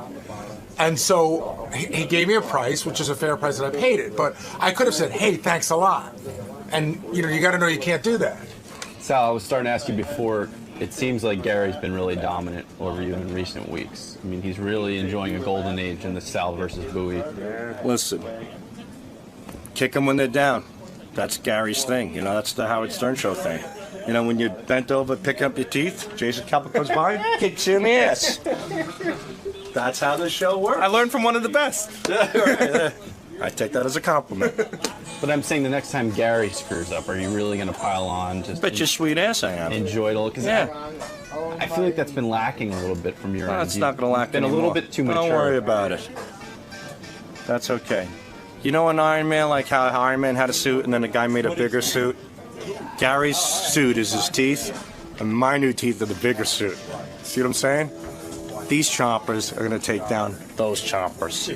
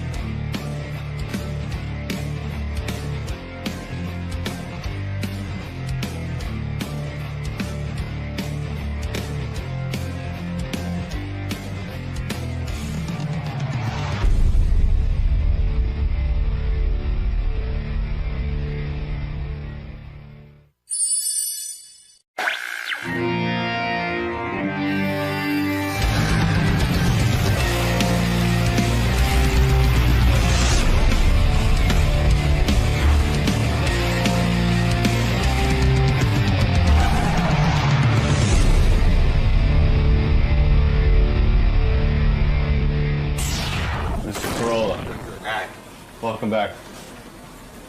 Good to be back. How are you this morning, sir? I'm well. Right this way. Right this way. Thank you. You're well, but you're not Taco Bell material. Thank you. Yeah, appreciate the plug. So you've got your new memoir. Mm-hmm. Now, is that out on bookshelves now, or is it just about to? It is out as we speak. It just dropped today, so we'll see how it does. I don't know. I think we could make the New York Times bestseller list. We just have to beat Baba Booey's book. What position did he come in? Like 7th or something? Oh, here he is now. I think he might have topped the list at some point. Yeah, that's Chris. By Hey the way. Chris, how you doing? Yeah, you sit tight. We're gonna take a break and then we'll get you in. Oh, okay. How's everything going? So is this your second or third book? Well, it's my second book, but technically my third, because Dr. Drew and I wrote a book a million years ago when we were like doing Love Line, and so it's like it's really my second book. The first book came out same day. Right. Book So it's came your out. second Adam Alone book. Yes, Adam Alone. Do you still but, talk to Drew? Yeah, I just saw him the other day. Yeah, I talked to him from time to time too. I like that guy. He does my podcast. Hey, want me to sign it? Yes, sir. Yeah, he's a great guy. Just You got a initial pen? the front and hold on, take your pen. 1 second. Wow. Can you believe this fucking Nimrod? Fire this guy. No pen? He drops off a piece of paper. And He want you to write in blood? I must just use a goddamn breakfast burrito to sign a fucking release. Fire this kid. I don't see this kid's face around here anymore. He's not Howard Stern material. No, I mean they're here to learn, but that's common sense. Yeah. This guy. Sorry about that. You know, you should get a job at one of those parachuting places, and then you'd be up at 50,000 feet, going jump out of the plane, and the guy'd be going like, "Where's my parachute?" And you'd be like, "Huh? Yeah. You didn't bring your own? You don't have one?" Yeah. Yeah, get out of my face. You make me sick. Sorry about that. Apologize to your dad when you're sleeping on this sofa. Oh, my date of birth. Always with the questions. Date of appearance. It'd be the 12th. That's the 12th. Yeah, no, I got that one. There you go. That is great for. Let's see. That one's not beyond my expertise. Yeah, see, 6/12. Wow, 2012. Boy. All right, signature. Oh, that's all I need. Hey, Chris, could I see it for a second? All right, there you go. Thank you, sir. Thank you. You know, it's that I've heard you speak about that younger generation. It's There's kids come in here. This kid comes storming in. Mm-hmm. You saw it. Starts screaming at me to sign these papers, like just screaming, like he's just throwing them at me, like sign these papers. And then I was like, hold on, I'm looking for a pen. And then I'm like, do you have a pen? And then he just breaks down and starts bawling. Right. And he starts talking about video games. Right. And then he wants me to give him a trophy for getting him a pen. And I'm like, you just gotta go get a pen. And then he starts screaming, my dad's a lawyer. I'll sue your ass. I'll sue your old ass. And I was like, all I wanted was pen. And he said, I'll see you in court.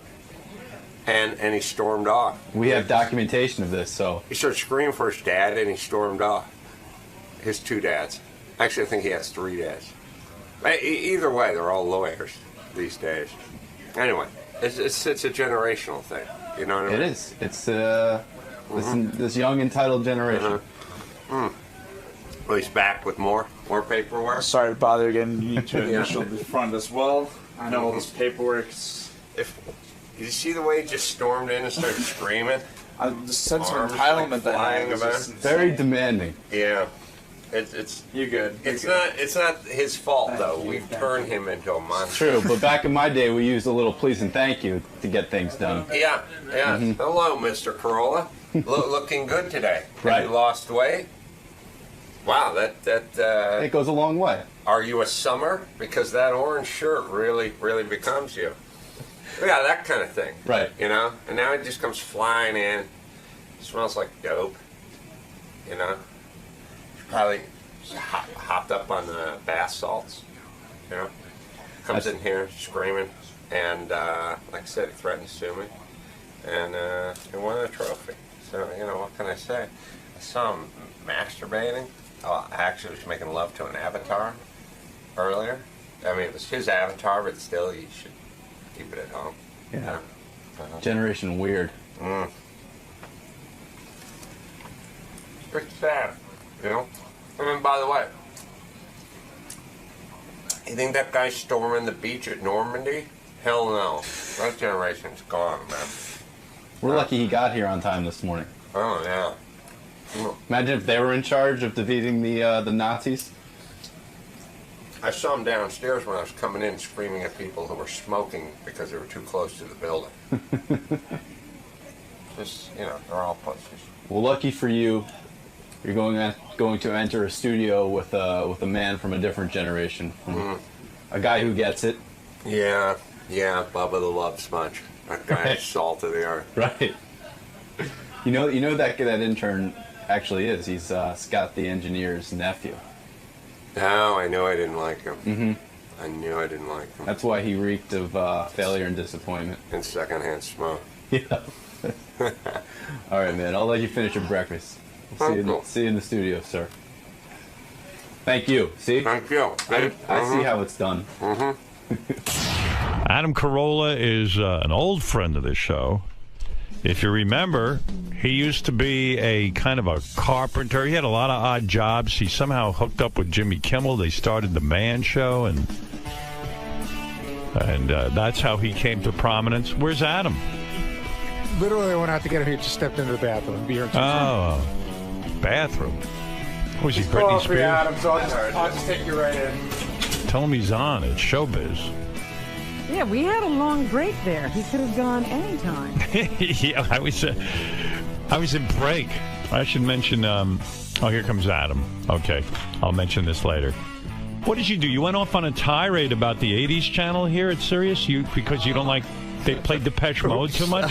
Such a piece of shit. The '80s channel, I don't listen to. I listen to deep tracks. That's what a real man listens to. If I hear fucking Union of the Snake by Duran Duran one more time on this piece of shit station, are you an '80s guy? Is that your genre? Well, the thing that drives me insane is they have a station called First Wave. Right. And First Wave is like, all right, here's all Talking Heads and Elvis Costello and Joe Jackson and all like the old first wave stuff, and then you hear fucking Union of the Snake and Men Without Hats and Safety Dance, and it's just a bunch of gay, horrible. You don't like Safety Dance? No, you can dance if you want to. I ironically wish those guys were crushed by an I-beam. You know, I have to be honest. If I'm going to be an honest broadcaster, I think I like Safety Dance, but I don't know. I want to hear it 100 times. You might have a point. You know what it is, though? This is the thing. Here's what they do. But you know, wait a second. Yes. You were in radio. You're still in radio. You're doing your podcast and all that. You know, it's almost an impossible job to pick out music for the masses. In other words, for every song that you don't like or that you love, there's another guy sitting in his car going, I hate that song. My father said to me, never become a program director. It's the worst job in radio. You can't please guys like you can't please them. My dad said never leave the house. But that's the advice my mom gave. Here's what they do. Here's what these idiots do. They go out and they test the music with retarded people. Okay. They give them $10 or they show them something shiny. They pull them off the streets in Vegas. These are guys with like suede fanny packs. And they sit there and then they hear the piece of shit song and they go, oh, I like that Duran Duran song. If you're that particular about music, you know you have to make your own iPod or whatever. I do, but if you pay a premium and you want to hear First Wave, then what the fuck are we listening to nothing but Duran Duran for? I mean, obviously they want to be successful. You know, the guy doing wants a horrible to please job. you. Now, look. 80s channel, no good. Now, listen. There's 80s music. Right. Some of the best stuff What ever. is good? What is the 80s. best stuff from the 80s? First two Joe Jackson albums. Great First two album. Elvis Costello. Look Sharp, Great. I'm the Man from Joe Jackson. Talking Heads, Graham Parker. All like that's First Wave in my mind. And then, but see, what they're doing is they're playing music from an Adam Sandler movie. You know, when Adam Sandler does an 80s music, they're trying to please retarded people who've had their brains pecked out by pigeons. They're horrible at what they do. I know you're joking because I'm not, you know how difficult it is. There should be a class action lawsuit against the I asshole listen to I listen to Coffee House. I listen to Deep Tracks. And there are certain songs that they play in rotation because they've determined somehow that people like these songs and they want to hear them. And many of the songs, I'm glad they play over and over again. I like him. I like the familiarity. Does anyone need to hear Union of the Snake by What is Duran Union of the Duran? Snake? Well, someone will find Sing it to me. Sing me Union of the Snake. It's unsingable. You can sing it. What is that one? The Union of the Snake is... It's that whiny Duran Duran, something about hanging out by the borderline. They're all the same piece of shit song. Maybe you're right about that one. I don't... And it's the gayest, most dated pile of shit in the world, and they never stop. I just jumped in my wife's car the other day, turned on First Wave. Here it was, Union of the Snake. Well, do you know what Union of the Snake is about? Do you know what it's about? I don't care. It's about two guys rubbing their penises together in a shower. It just got straighter. You just made it more heterosexual for me. All right, let's go to something more appealing to you. All right, Man-Eater from Hall & Oates? That's another one they like to play. Let's talk about, you've written another book. Are you the most successful man in show business? You've done it all. You've been on The Man Show. You appeared on Dancing with the Stars. You were on Apprentice. And by the way, speaking of Apprentice, yes, you say that you were shocked how manly Clay Aiken was with his work ethic, and how he's a gay guy. What? And working is a manly thing? You thought he was you were surprised at his work ethic, weren't you? No, I was just surprised at how tough and tenacious. I mean, look, let's be honest. You have your stereotypes. You think Lou Ferrigno, right, two-time Mr. Universe, that's the guy who's going to be super disciplined and just drinking protein shakes and doing push-ups and screaming at everyone your last easy day was yesterday. Right. And then Clay's going to be working on his hair and crying and listening to Union of the Snake. Because you believe stereotypes. I don't. It's not about believing in them like we're talking about the Chupacabra, right? Or or Santa Claus. I know they're true. So Clay Aiken comes on there. That's how stereotypes get started, by the way. Like if somebody says, "Oh, with all these slow German drivers, doesn't that drive you insane?" You go, "What the fuck are you talking about?" And then it never gets off the ground. So what are you saying? Are you saying that Clay Aiken became a friend of yours because you admired his work ethic and you admire how tough he is? You can hang with Clay Aiken. Right. Absolutely. I did a show in North Carolina. He came out there with his boyfriend and his brother, but he never said which one was which I found very creepy. Isn't there a game show in there somehow? I said, try to figure out who everyone both. is. Let's get to the bottom of this. So Clay Aiken became a friend of yours from The Apprentice because, look, you're not a prejudiced guy. You don't care if someone's gay. You just want to see a guy who has integrity, who works hard, and that's what's important to you. I'm fine. Unless you're black, we have no problem. I see. The podcast. The podcast. Sure. You say it is the most successful podcast in the history of podcasts. 70 million downloads, something like this. Is that correct? Yeah. Well, that was the Guinness Book thing. We found out. Can you prove something like that, or do you just go around making that up? I just walk around making stuff up. Because it's hard for me, listen, I'm a traditional kind of radio guy. Sometimes I think, podcast, who the hell is listening to this thing? But you say it's really taking off. Well, what happened was Ricky Gervais had the record. And then I said, well, what's the record? And they said what the record was. And I said, I think we can beat that. And then you contact the Guinness Book people. Wow. And they come out and they verify You went to all that trouble. Well, I figure why not have it on your business card that says, most popular podcast in the world. Makes me want to listen to it. Fuck Ricky Gervais. Right. That guy comes over here, he makes fun of our celebrities. He has sex with our women. He has a couple shots of bourbon, and then he goes back to England and talks about how stupid we are. Fuck that guy. Do you resent all the other podcasters? Because a lot of them are very unprofessional. I mean, you have a background in this thing. Doesn't it make you angry when, Joe Blow has a podcast and doesn't know what he's doing, and there's ruffling papers in the background and very unprofessional. I mean, the yeast lady. Yeah, the yeast lady has a podcast. Really? She does a whole show on yeast. So doesn't that make you angry that you're in the same business with the yeast lady?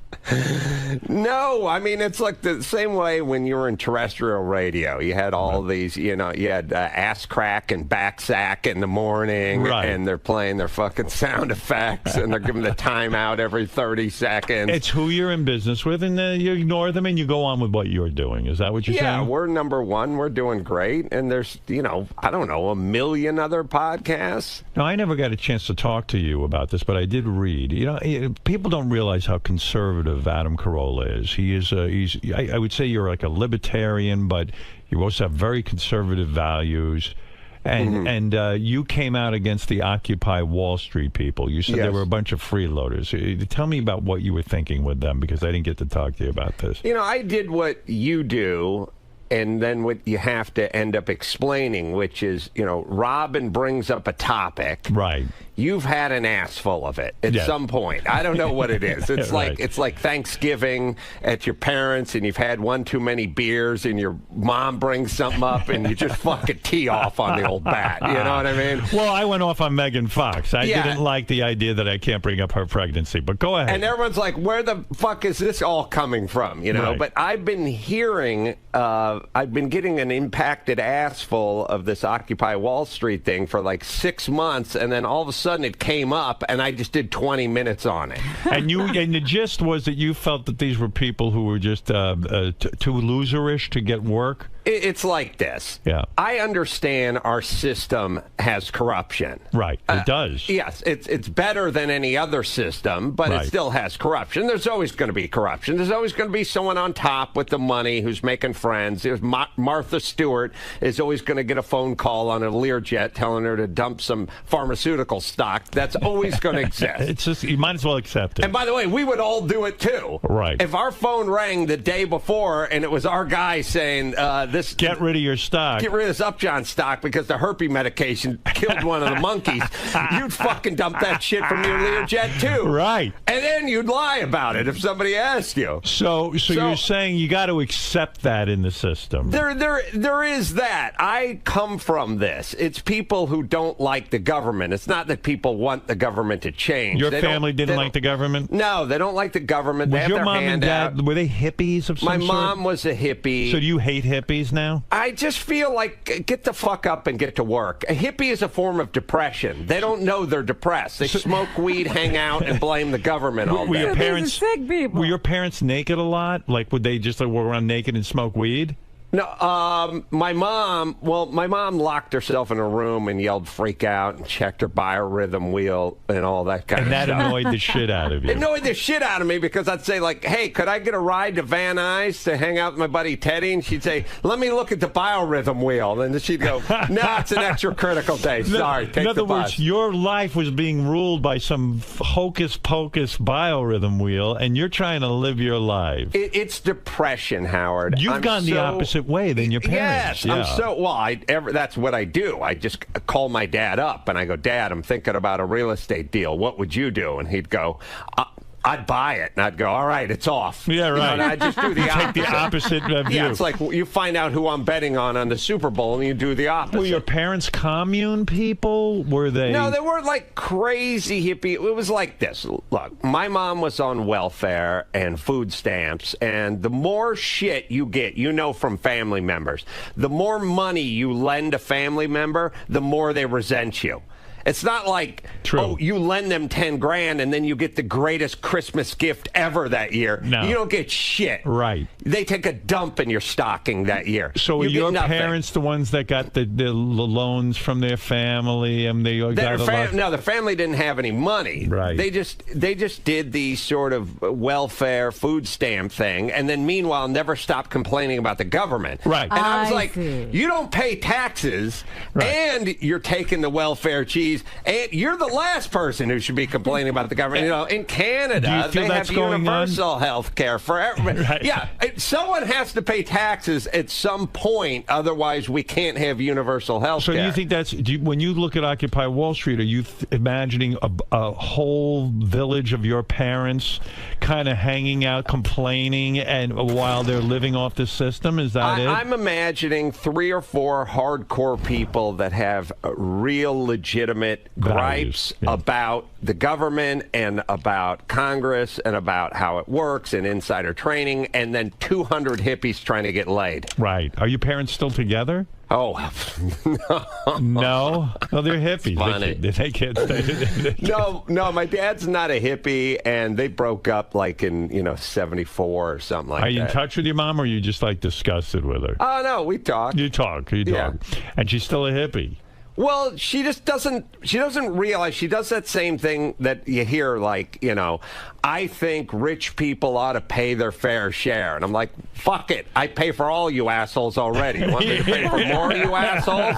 What do you mean my fair share? How much is a fair share? I bought a Predator drone last week, all right? What do you guys buy? You don't pay shit, so stop looking at me telling me to pay my fair share. I paid a fucking ton in taxes. So you probably were an angry kid growing up, like probably wondering why your mom didn't get a job and your dad didn't get a job. You were probably my mom gave me probably did the worst piece of advice you could ever give your kid, which is, I said to my mom at some point, because you're naive, you're looking around, you're seeing other families, they have station wagons and things like that, and you go, I don't get it, Mom. Why don't you just get a job? If you get a job, also when you're a kid, and they should tell you in junior high and grade school, there's a difference between being a cop, a garbage man, a fireman, and a lawyer. Right.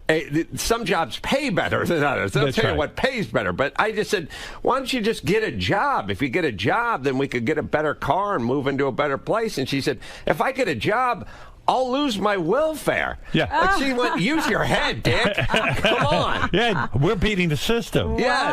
Now hand me that brick of cheese. Oh, my God. You must have had some childhood. That's amazing. I had no idea this was Adam's background. Did you write about this in your book, about your background? Because people would be fascinated to know all of this. It's all in not Taco Bell material. Not Taco Bell material. The book comes out when? Today. Comes out today. Are you excited? No. You're not? No. Well, I would think you'd be excited about a book of I'm your the same as you. I just want to go home. But I found it very exciting when my books came out. You did? I did. I enjoyed going out and signing them. I mean, it was work and it was a lot, but it was kind of exciting. Something I had written is out there, and you see this completed book. And you see the people who want to buy it. And you're an honest guy. It's satisfying to see the completed book. Like, it's 330 pages. It's substantial. And you go, all right, that's something. Yes, and could you have imagined when you were sitting at home eating welfare cheese and begging your mother to work, that one day you'd have your own book? I mean, that is quite an accomplishment, isn't it? No, I didn't think I'd have my own moped at that point. And you were a guy who was not destined for show business. You were a hands-on, you do construction. In fact, on The Apprentice, boxing. You're a boxer. There's a story. I think this is in your book. Tell me if I just know this or it's in your book. All right. A guy called. You were at a hotel somewhere. Yes. And a guy calls your room. Yes. And he starts yelling. He had the wrong room, obviously. No, I had the wrong room. I wasn't in my room. We were just slumming it. We would go to Palm Springs during spring break because I'm from Los Angeles, so it's like 100 miles away. Right. And we just go down there with like a sleeping bag and a pillow, and we just go from party to party and crash out on a lounge. How old were you? Oh, I was like 41. Oh, you mean you were just already looking for pussy? Is that right? No, I was 19. But people don't. I never used to view you as a tough guy till I learned about your boxing background and stuff. I wasn't. You don't look like a tough guy. I didn't have anything to lose. There's a sort of difference. It's sort of like being in a gang. When you say to the young 17-year-old black kid who's never seen his dad and he's sleeping on a futon, a triple-decker futon with 9 brothers and sisters, and you go, what about college? What if you get shot? And he's like, who gives a shit? Life is tough. Well, what about prison? And it's like, hey, that'd be a lateral move. Right. At That sounds like a good opportunity. Yeah, so for me, I was 19. I was doing construction labor. I drove a shitty pickup truck. I didn't have anything going on in my life. Right. And I was bored, and I was walking around Palm Springs, and I went into somebody's room.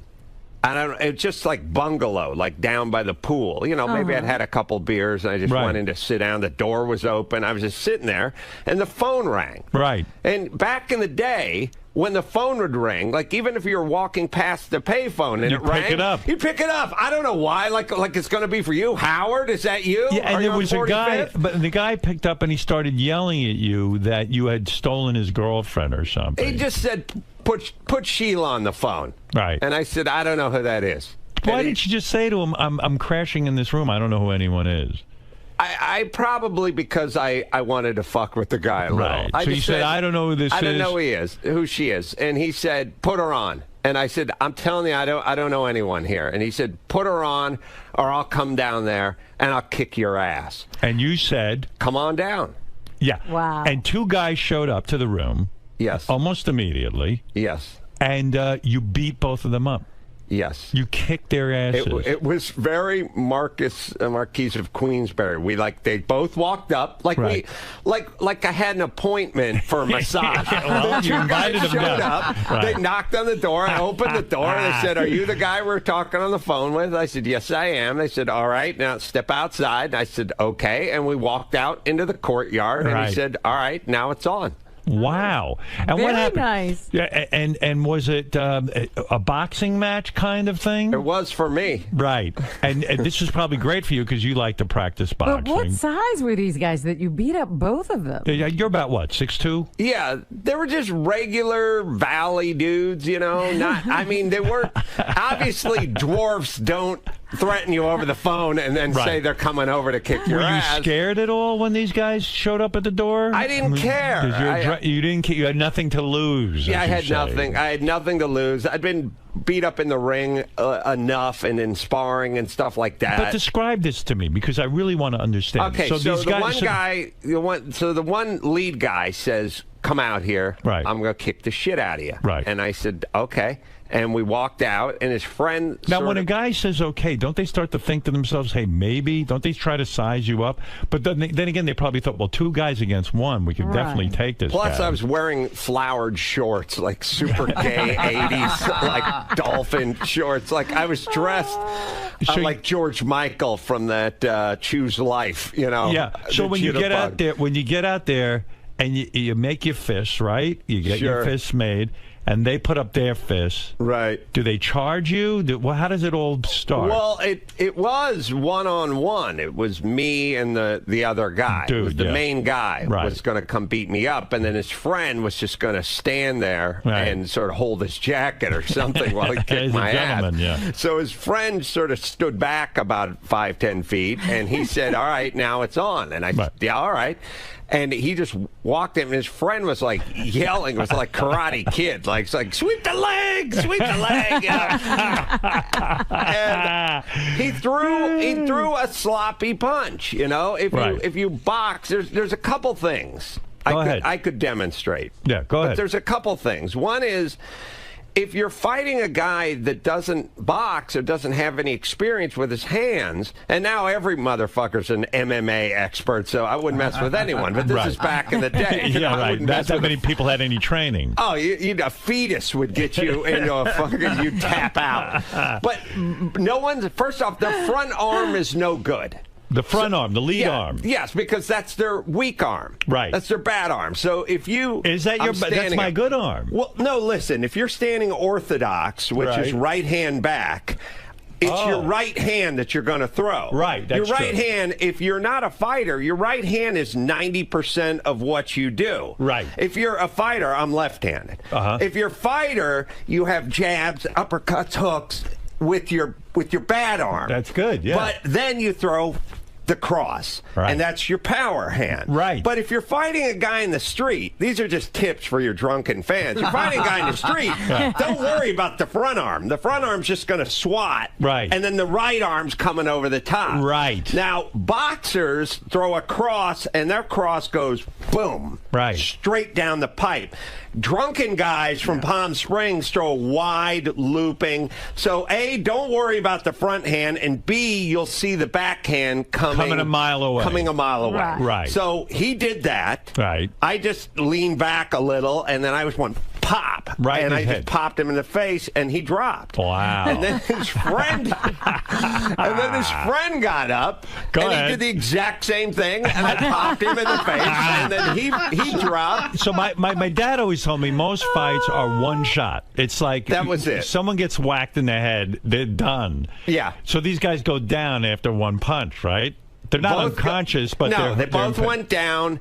They both popped up, and I remember saying, "You should get some ice on that." Right. And they both went away. Wow. That's the fascinating part. After you kick their ass, they don't say anything. They just go, okay. They're not that's looking it. for the girl anymore. The whole agenda ends. Well, the girl doesn't matter. is you don't want to have lengthy conversations with the guy that just punched you in the Now, face. where do you go? Do you go back in the room that you were crashing, or do you just say, hey, I better just clear out of here? Oh, I was like, I got to go find my friends and tell them this great story. This was awesome. Do you ever worry that they're so hurt that they're going to file charges or something? Not that they can. I mean, they started it. It was back in the day. I used to get into fights, and it was a thing where you both waived your rights as citizens to just go out and fight, Is that a great I'm not as manly as you, and if I get in a fight, generally I'm the one who loses. So, I mean, is it a great feeling to kick someone's ass? Yeah. Well, look, the alternative is you getting your ass kicked, right? Which is not an awesome feeling. I have been in fights where I've got my ass kicked. Have you? Have you been in a street fight where you got your ass kicked? Well, I got in a street fight where I was leaving a party. I said, I'm out of here. There was a crazy chick.